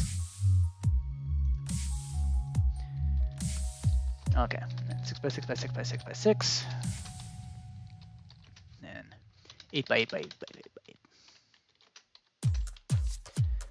8. Okay, so for this one, so 4 to the 5th divided by 10 gives us here a ratio of about 102. Okay, so maybe we go 100. That's going to quickly balloon out of control. Let's keep it at a 25, 20, 15.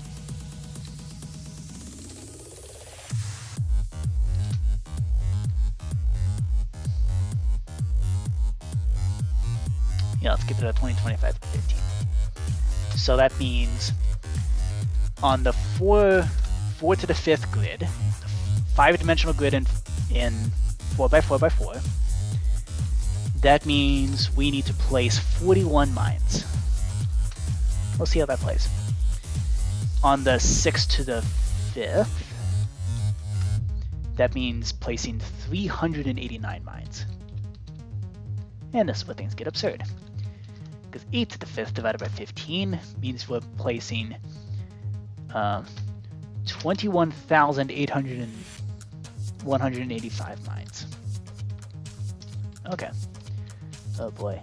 What's 6 dimensions going to look like? Okay, so by 4, by 6, and by 8. We still want the 15, 25, 20, 15. So 4 to the 6 divided by 25 means placing 164 mines. 6 to the 6 divided by 20 is placing 2, 3, 3, 3, 3, 3. That's pretty nice.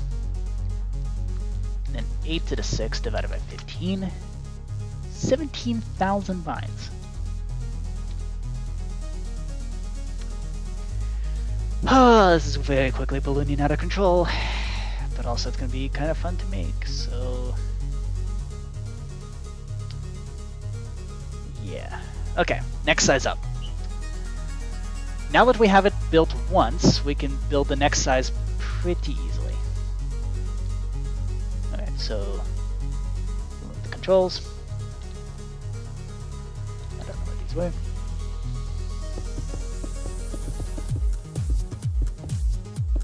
Okay, so now here we want a 6 by 6 by we want a 6 wide area.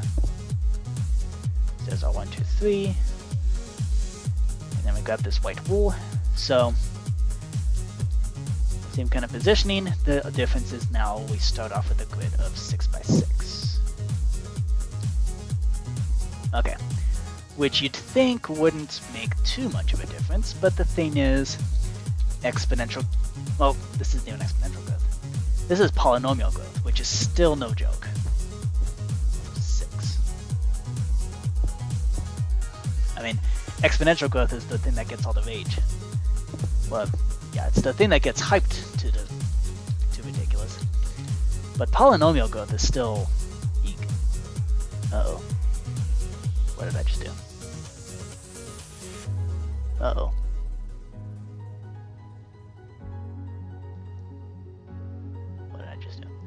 Oh, save dynamic textures. Okay, fine.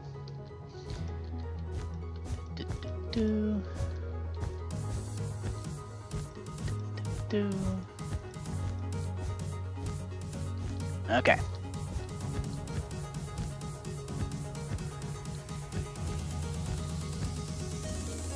Alright, so there's a 6 by 6 there.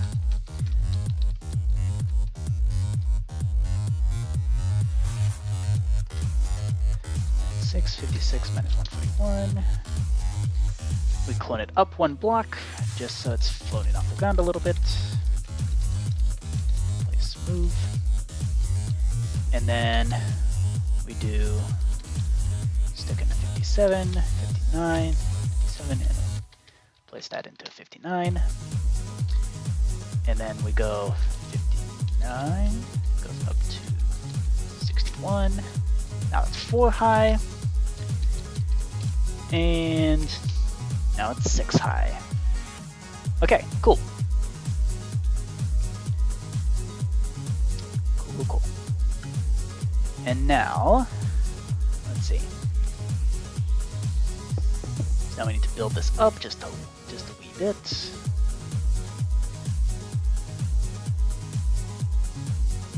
We need to build up this column just a bit.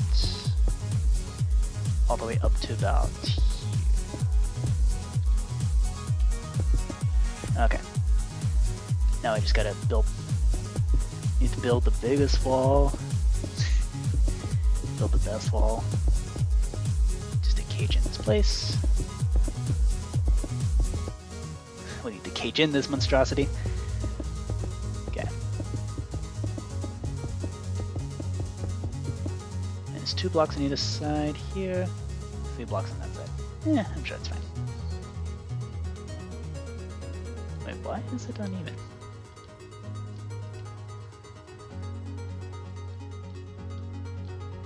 So it's 1 block out. That makes 4 by 4. 1, 2. Yeah, okay. So this is proper. It's 6 by 6 by 6. And then we need to clone this room over and over 6 times.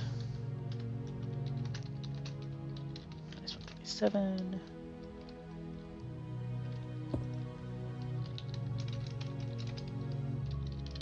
Polished andesite. And then we place in that polished andesite over here. 10 and 10. Then we go 10, 56 minus 145.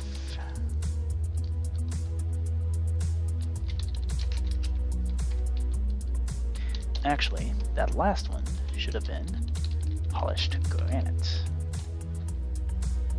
Oh, that should be polished andesite.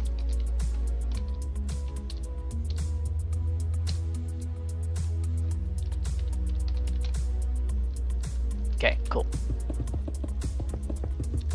And we trim off these edges primarily for my own benefit, just so it's clear. Like it's clearly delineated where one grid starts in the, well, where one subroom starts and the next one begins. It's exclusively for my own purposes.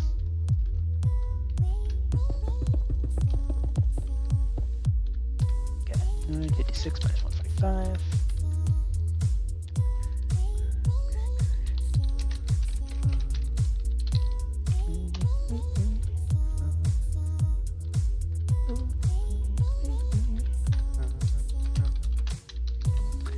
Okay, over to here.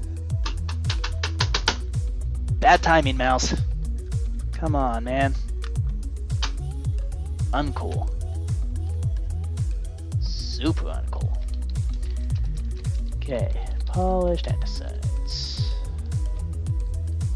Okay. Cool. So that's a 6 by 6 by 6 by 6. And now we take this room. Oh, 6 by 6 by 6, and now we just clone this room 6 times over. Whew, okay, so we go here, 1069 minus 2428, and we go down to here, minus 755 minus 145.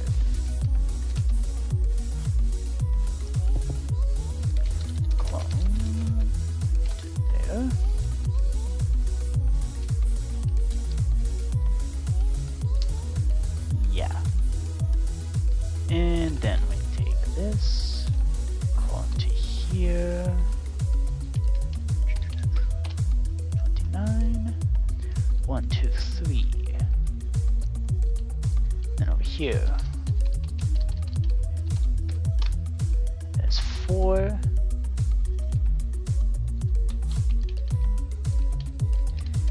And there's 5. So 1, 2, 3, 4, 5. And then 6.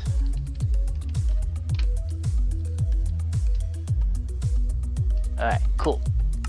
I should probably... Nope, can't turn up the window distance. Oh well. Fine, whatever. And then over here, we place in the red sandstone to mark the fact that you can't teleport past here. Okay, so minus 9, 68, minus 144. 3, 4, 5, 6, 7, 8, 9, 10, 11, 12, 13, 14, 15, 16, 17, 18, 19, 20.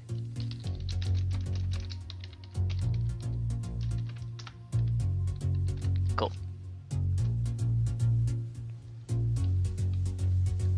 And then over here, we need to fill this in fully with polished andesite to mark the fact that we reached the end of the... We reached the end here.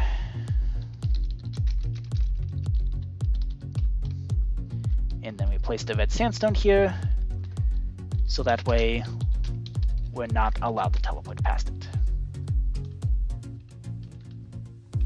Okay, 1, 2, 3, 4, 5, 6, 7, 8, 9, 10, 11, 12, 13, 14, 15, 19,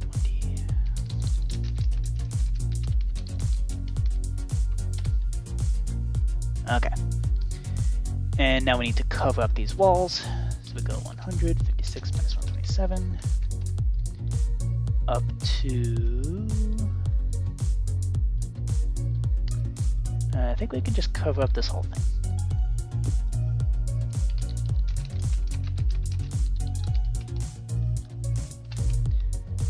Okay, so that's not going to interfere with anything over here. I'm just going to...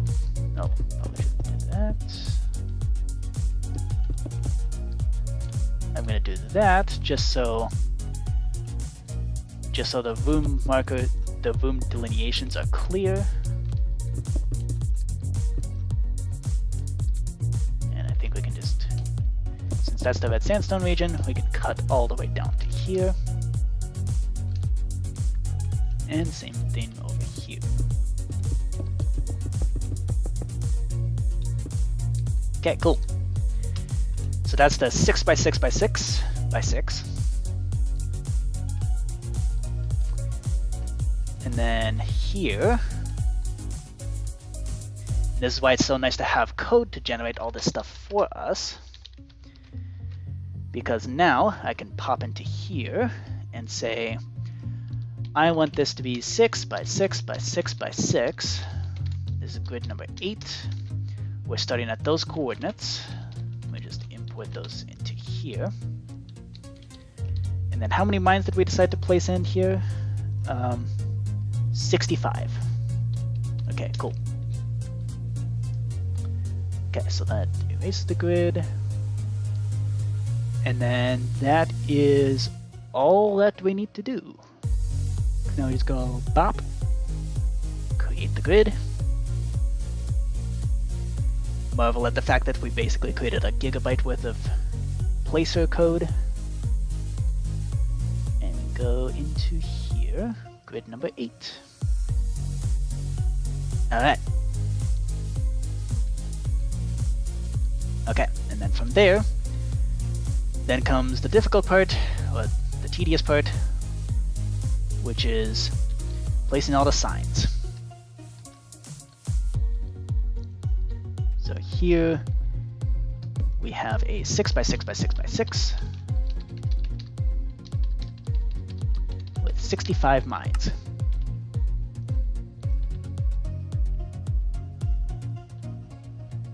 Okay. And we might as well just upload those straight away. Not really point waiting around. Because at this point the grid is basically done from a technical point of view. For the last time, I'm not using an ad blocker. Jeez. Chill out, man. Okay. Cool. So now we take grid 8 and we do a little importing.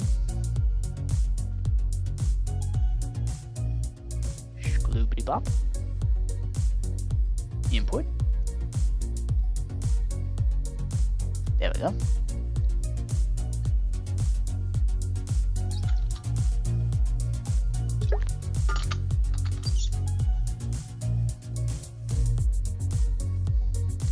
And with that,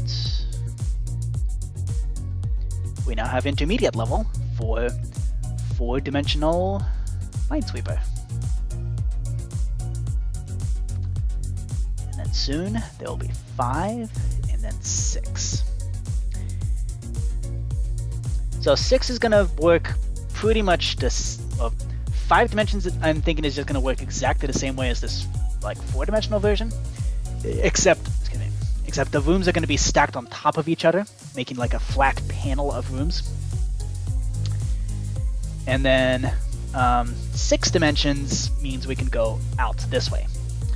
The only difficulty with 6 dimensions is being able to go between the difficulties. I have no idea how I'm going to manage that.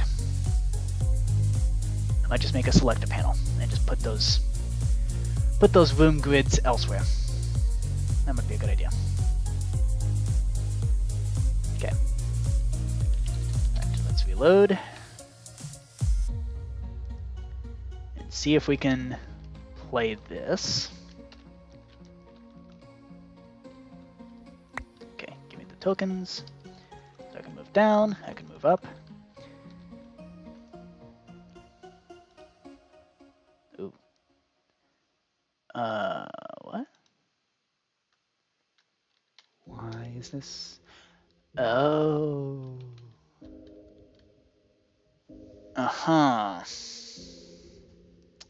This is gonna be a challenge.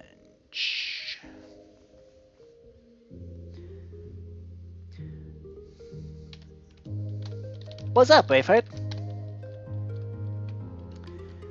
Welcome to the stream. I'm trying to figure out how to do 6-dimensional. I'm trying to figure out how to do 6-dimensional Minesweeper. Currently getting stuck on 4 dimensions. Okay, so looks like we're gonna need to modify how far we move based on where we are. Well, that sucks.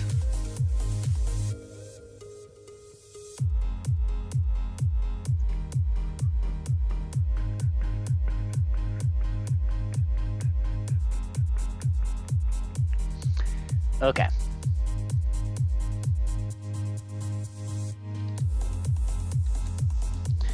So maybe after we do this. Okay, so if score at S player 4D matches. Okay, so here anywhere between -114. That's what we decide there? Yeah. Matches between -114 up to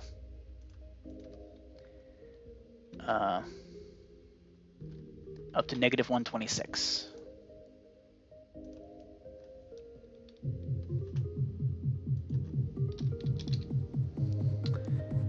And actually, with this, we don't actually need.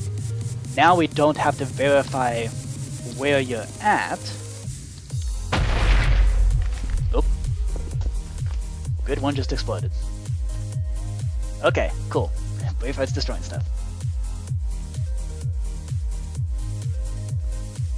Okay, so let's just comment this to be the 4D movement. So we just store your player data there.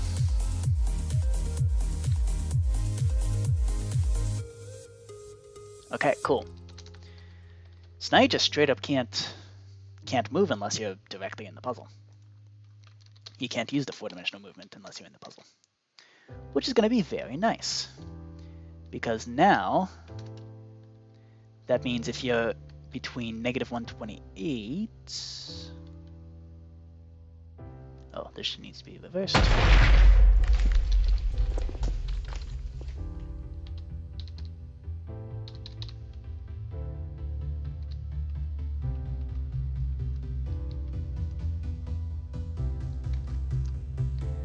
so this needs to be reversed because larger negative numbers means it's smaller. The alligator tries to eat the bigger number.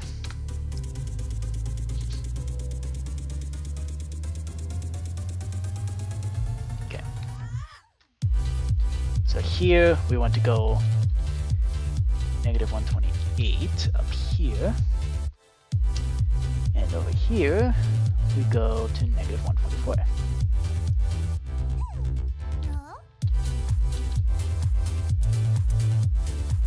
Come on, let me type, please. Thank you.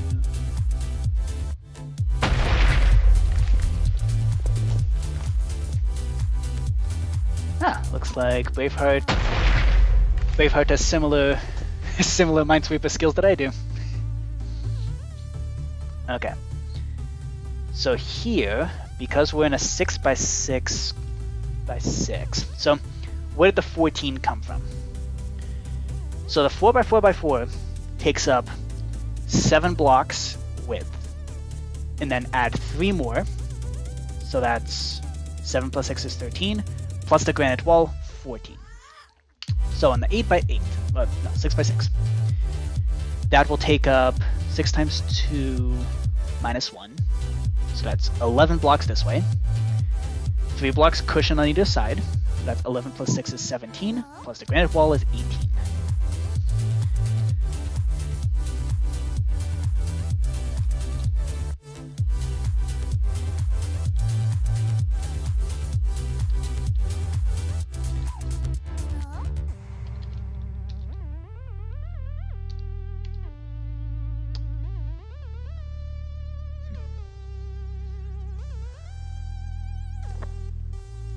We're actually going to extend out the red sandstone cushions.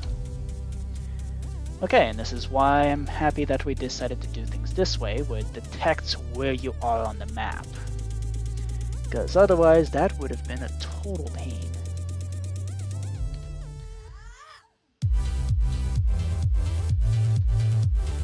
Okay.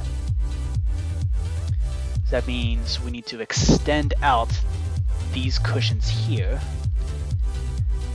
by an additional, let's say, 4 blocks. Minus 32, 68, minus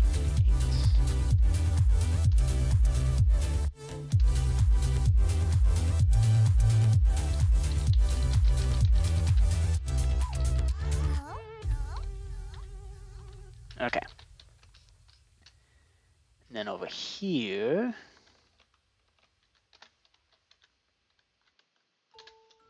120, 68 minus 144, and we go over here. Fill that with red sandstone. Okay.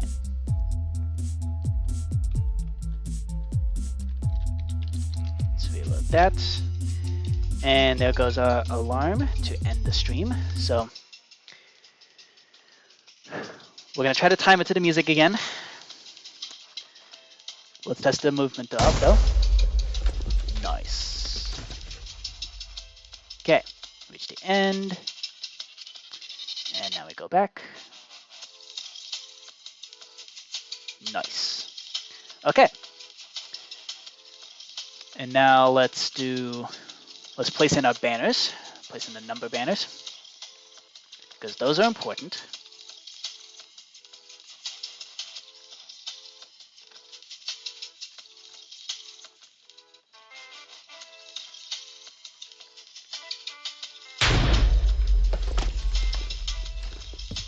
Alright, so there's 1,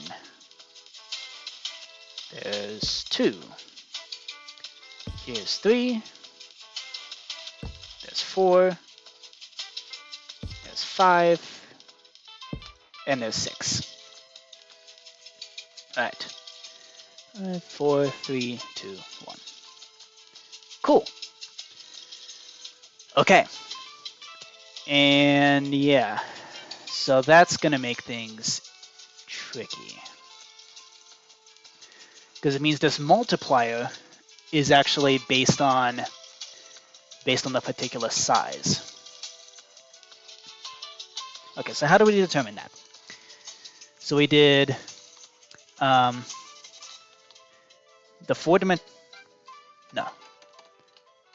the size of the x coordinate.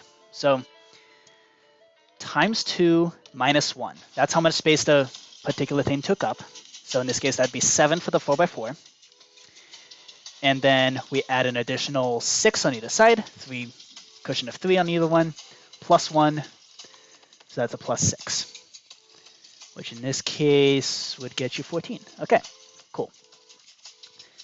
And we put this in everywhere we see a 14.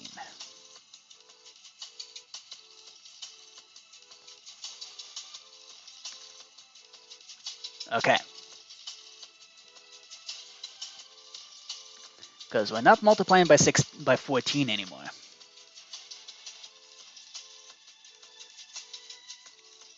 Okay, cool.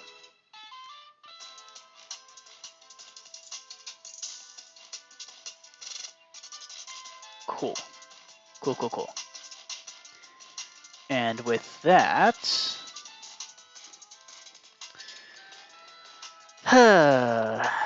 let's see if we can't completely wreck everything.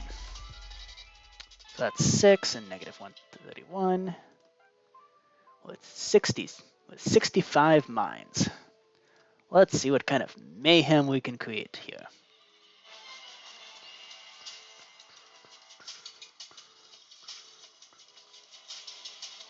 Okay, so 86, 67 minus 141 should be the one.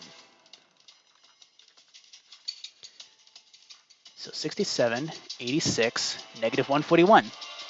That's the farthest possible corner, and that is, in fact, where we see it. Excellent. Okay. Cool. So now we take these two and stick it there. Replace. Let's quickly upload this to the server, see what we can do.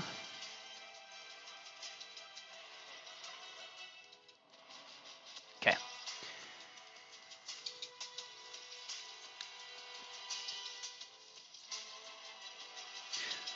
Oh, crap. I just realized the detection radius is not going to work. Oh, snap.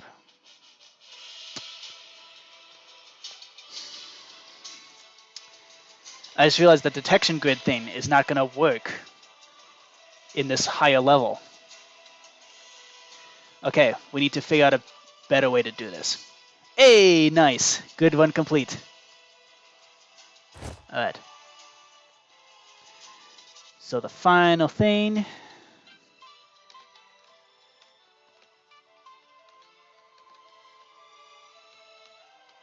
Okay, we need to get rid of the tokens.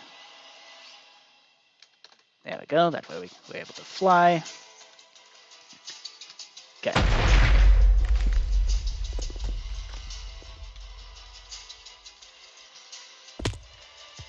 All right.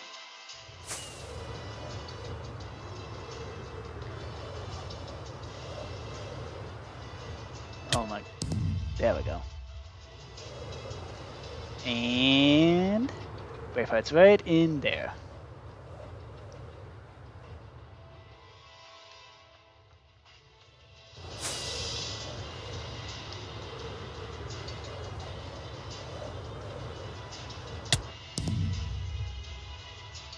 Dang, server's lagging like crazy.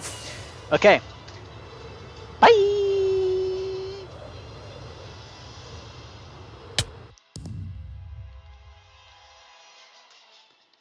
Later!